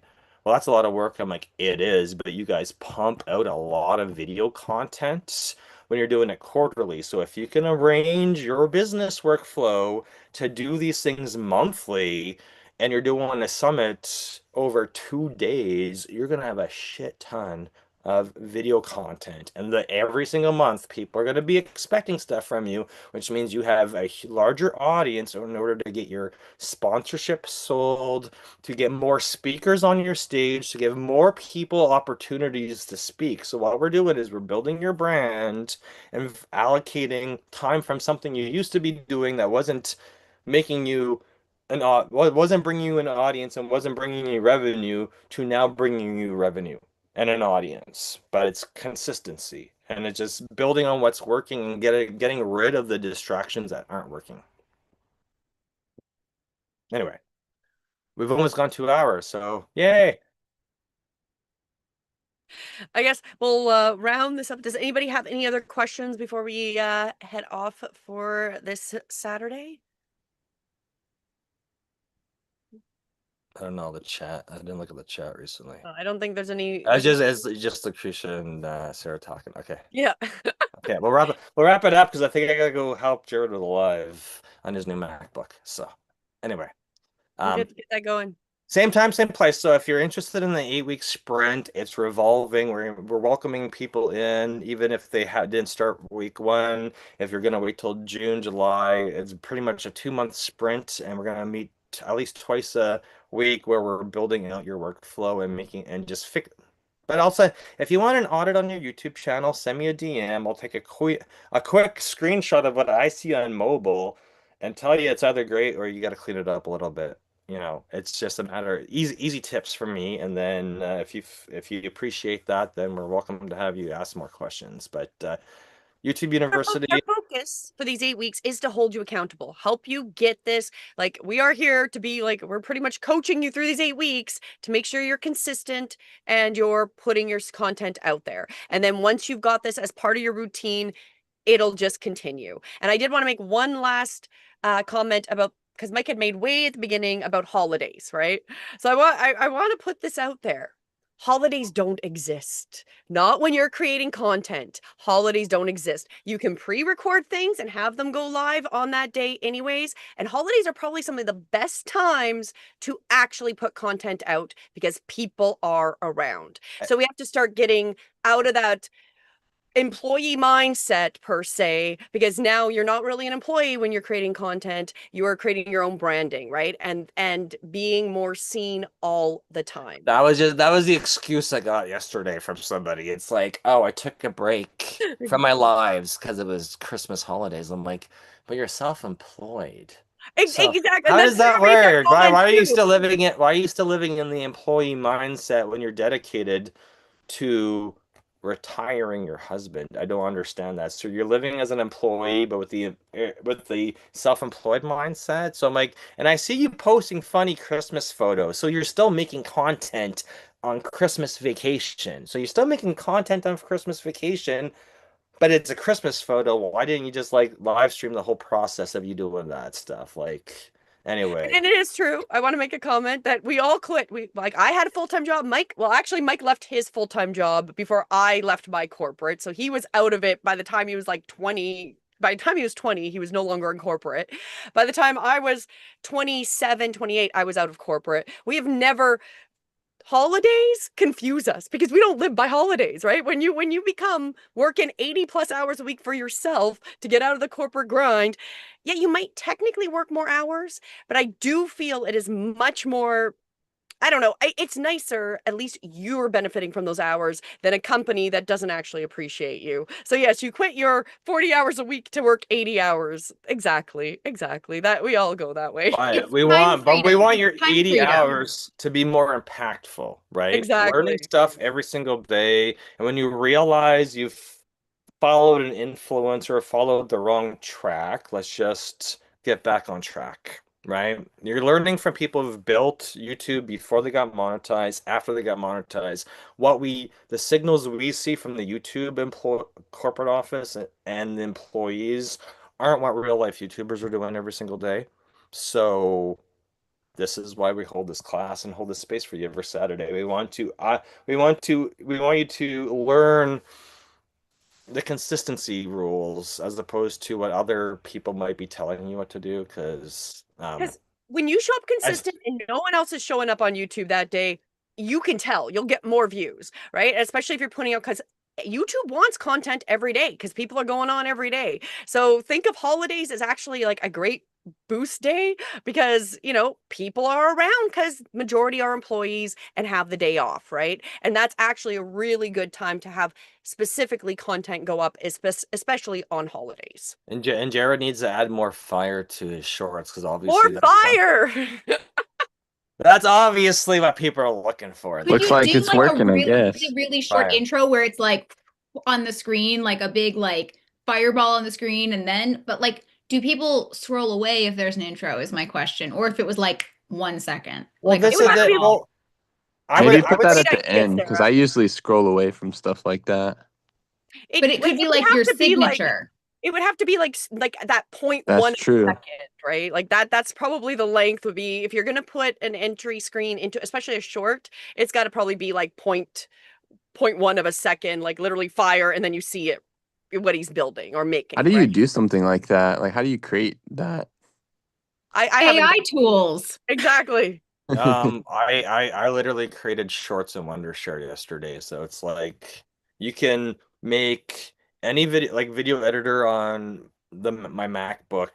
Um, you can export to any format. So as soon as the video is under 3 minutes, YouTube assumes it's a short. Obviously, that's too long for the other platforms, but you could really, um, I what did I do? I put up uh, like 3 seconds of like a QR code to scan, and then like intro to the event. I did the picture off the Eventbrite, and then I was just putting like 3 4 second clips, and then my comic books. So you can make anything. Um, so you can make shorts from a video editor on the computer, and then as soon as you upload that to YouTube, if it fits a certain, we'll teach you that how to do that. But you can really realistically make shorts in a video editor as long as they're under 3 minutes. It's classified as a short in YouTube. And then if we're repurposing your YouTube shorts to other platforms, they're going to show up in portrait everywhere, just that everywhere you go. But It's and that might be something you more so want to put on your longs to begin your longs, more of an intro and stuff. But the other thing you just made me think of that I wanted hey, to I got after me posting that comic book teaser for the launch party in New York in May, I got a ton of new friend requests from New York, and then people, the hidden audience that never comments on anything. I had people commenting on that at midnight last night, like, "This is super cool. We should jump on a Zoom call. I should jump. Why am I not in your YouTube class?" And the exactly. video wasn't about YouTube. It was literally that I'm like, I wanted to put when I went to make the Eventbrite invite, it said, "Hey, you could add videos of up to 1 minute in portrait to the Eventbrite thing." And I'm like, I'm going to be in the video editor for like 3 hours trying to figure out how to make something that's eye catchy Yeah, and well, or that that was I what I was like, and I'm going to post that, right? and that So was what I wanted to point out is that once you've got that video content and it was Eventbrite wanted video content for the events, right? So you're going to have other things like even my mother-in-law, so Grandma Duffy, my husband's mom, she's at crafting. She's going to be taking our daughter to these crafting fairs so she can sell the things she's making. And they're now even looking for more digital content. So they're asking for pictures and stuff for the content to help promote even that these just craft fairs. reminds me now. I have to go add my little 1 minute short I made as a commercial. I can go add it to Google My Business. Exactly. Because once you've got it, you can have it on YouTube and then you can post it for your events. You can post it to your Google listings. You can post it everywhere. So once you have to think about everything you make of content can have multiple uses. Whether you're going to use everything in multiple ways, you may or may not. But it is this whole thing that even Eventbrite wanting videos is showing how much more interactive people want to see and have an idea and not just read. They don't want to just read anymore. They want to hear people talk and they want to see dynamic images, right? So that was the other thing I was going to make a comment about your Eventbrite and how they're looking for videos, which didn't happen before. Back in the day, you just put up your event with like a static image, right? Anyway.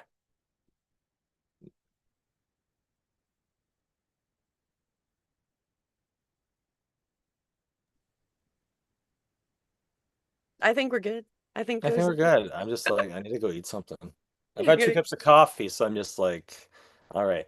Anyway, um, yeah, I know. I was gonna save the chat because I turned off my AI thing the other day. Yes, So go take all your inspiration in your notes, Sarah. Good idea.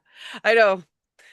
And well, thanks. it's an awesome call because you showed up, Sarah. It's nice when people are interacting in the Saturday call because that's why it's here, and you can listen to me talk for an hour. But it's nice to have two-way communication with the students and to know what is working for you this week in YouTube and what you may have fallen behind on and what your action plans are for the next couple months. Because realistically, we're all running businesses. We all want more audience.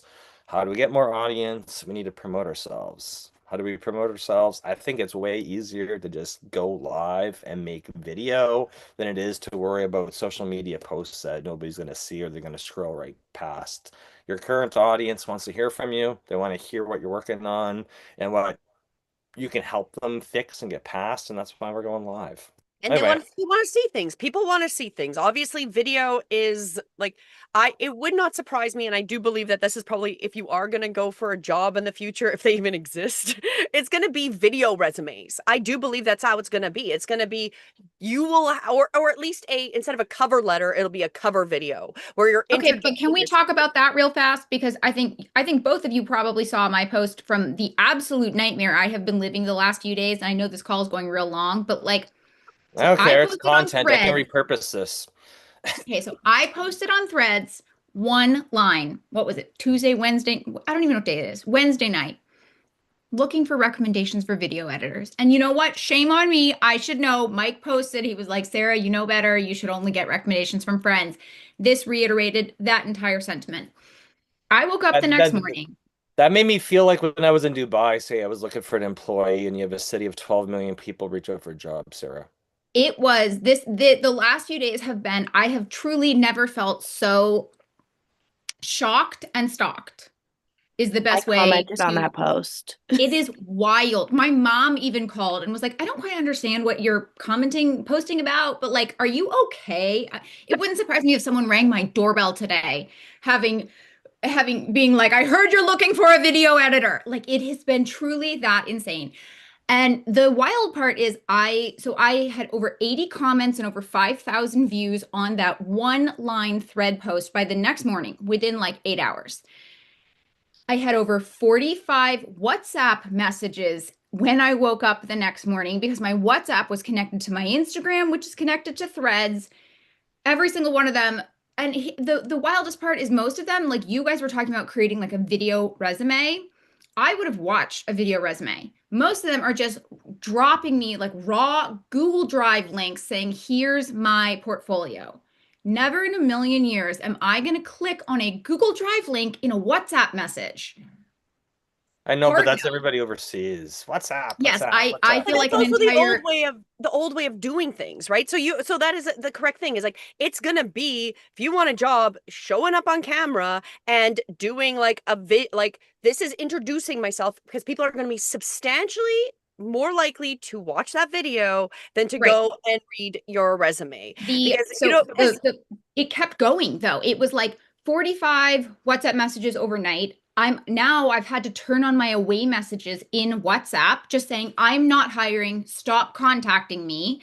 Like I had over 50 and counting DMs in Instagram, all the same thing, just like sending me raw links. I will not click those or like at first I was replying to messages saying send me your portfolio and your pricing. I was trying to be across the board with everyone. The onslaught of information, but then they started stalking me. Like they would go to my YouTube channel. Meanwhile, there's an email associated with my YouTube channel, which is quite easy to find. 0 people have emailed me at that email, but they have dug 15 layers deep to find my personal cell phone number, not my business number, my personal cell phone number. I had one guy text me 4 times in a row on my personal cell phone number and then say, let's set up a Zoom call. I'm like, bruh, you missed the entire point that I'm trying to outsource video editing because I don't have time. So hard no to a Zoom call. Also, absolutely not to working with anyone who stalked me so intensely that they found my personal cell phone number.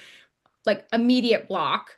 I've had people email my personal email address, which I only use for things having to do with my kids. So the fact that like, and I replied to one woman who emailed me at my personal email and I said, "How did you find this email?" And she said, "On Instagram." I've looked at my Instagram and like it specifically says this email is hidden. So there's like, if they did that, then they are going like super, super stealth mode. But like, Data does anyone get scrapers. business this way? Does anyone get business from stalking? I No. posted on Threads and they're like, go to the YouTube, figure out, go here, go here, go here, go here, go here. Email her multiple times. One guy called me 5 times in a row on WhatsApp, like back to back to back to back to back to back to back. And then another person contacted through my website, and the only thing on the contact form was, "I want to talk to you," in all caps. Oh, This I is said not my that is business. crazy. you've activated every virtual assistant that exists on the internet. I think you're actually pointing out what the status of the economy is. Like straight up, Yes. you can see that all those people should be making content. If they can edit, if they can, Precisely. they should be doing it for themselves, not looking for a job because the jobs aren't there. That's Like clearly it. the amount of energy that you just expended finding my Exactly. personal cell phone number on the internet and then like hounding me to hire you. You haven't told me anything about your video editing skills, but you have like reaffirmed that I would never ever want to work with you because you've just violated all of my personal boundaries. Then I have like other people who are sending me, all these individual links to reels. I didn't ask about reels. I need a VSL edited and I want YouTube videos. I don't give a you know what about how you edit reels because I don't want that. So you haven't listened to what I've asked for. And then also, I'm not going to watch 15 reels. That's not how you package your services and sell yourself. Like instead of, and I'm sure they're doing this to dozens of other people too. So the amount of time they're spending They're all in my sending all these email messages. inboxes. My phone number and email are right on my YouTube channel. So Oh I get gosh. 1,000 job resumes a day. I'm like, but at least like you said, package it up into a here like a almost like a VSL for your video editing services. Here's a video that shows you all the things I offer. Here's one professional link, and it could be made on something like Lovable, but I will not open a Google Drive. Like I will not open that link. So Why it has my been very, very if I'm eye-opening. making a custom proposal for you, it's a hidden page on my website, and I'm like, here, it's a beautiful looking pitch deck of Yeah. what I would recommend, and you can take it or leave it.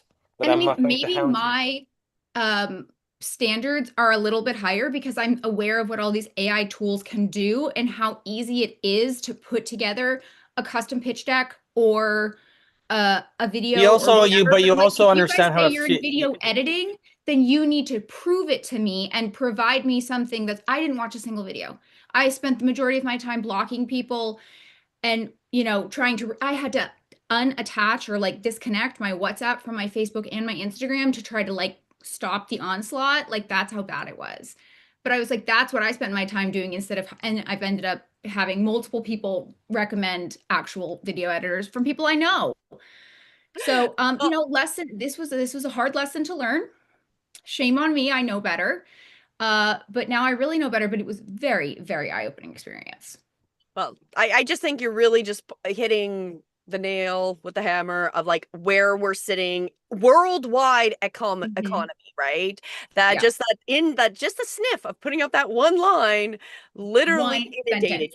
inundated you with people that are like people are looking because as you said, AI can do a lot of these tools. A lot of people are being replaced by AI. So you have to find a way that you can sell how you're still valuable if using AI or not using it, but you still have to show what you can offer people, right? So it's really pushing, I think, the majority of humanity into having to reassess what we're doing, right? So Yeah. now you know that you just reach out to like a small group of people you trust and be like, does anybody here know this? Or somebody And I like know almost everyone I know knows an editor, so I don't know what. It was like 10 p.m. I was like, I'll just post this on Threads and then go to bed. What an I love idiot! that. I love that. I'll just post something. No, I'll just go comment on somebody's post and then see how much hate mail I have in the morning for just stating a fact. Because facts are meaningless. It can be used to prove any point, right? So I'm just like, I'm gonna leave this here and see how much hate mail I have in the morning for telling you to be an entrepreneur and, do what you should be doing. I'm gonna So say on the positive, Sarah, you can be found. So if people want to find you, they can find you now. Now you just have Yeah, to my turn dad, up all my the dad way. Googles me like every other week, and he's like, Sarah, you pop up on page 1 for Sarah Baker AI. If that's what they Google, I'm like, great, thank you, Dad. Good job.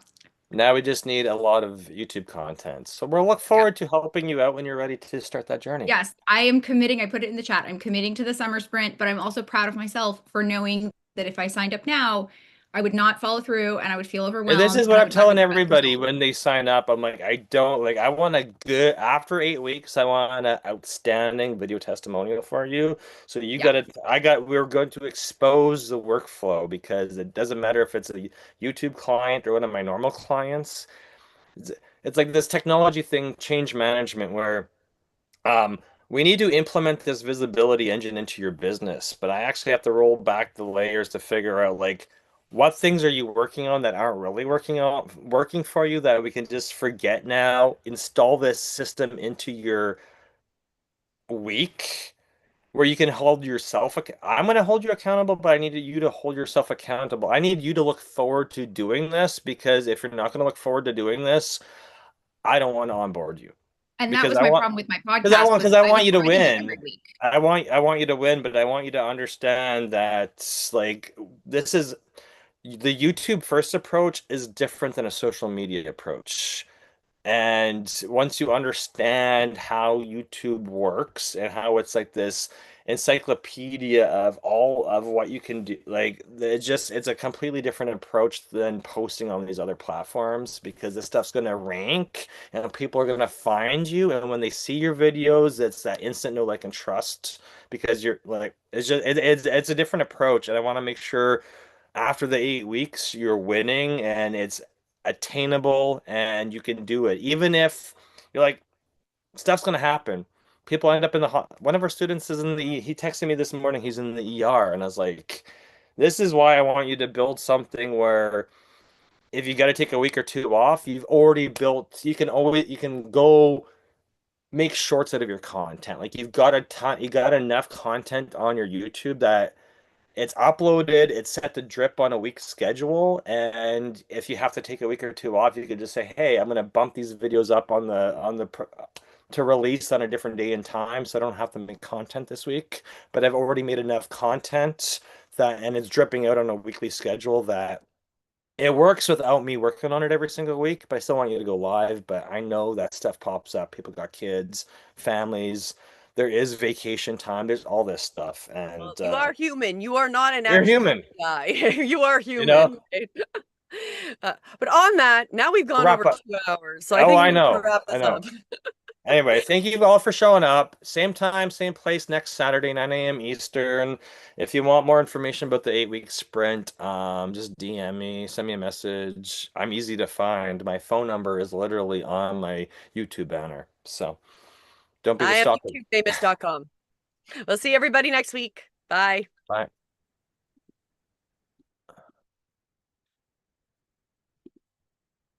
Oh, I think my recording turned off.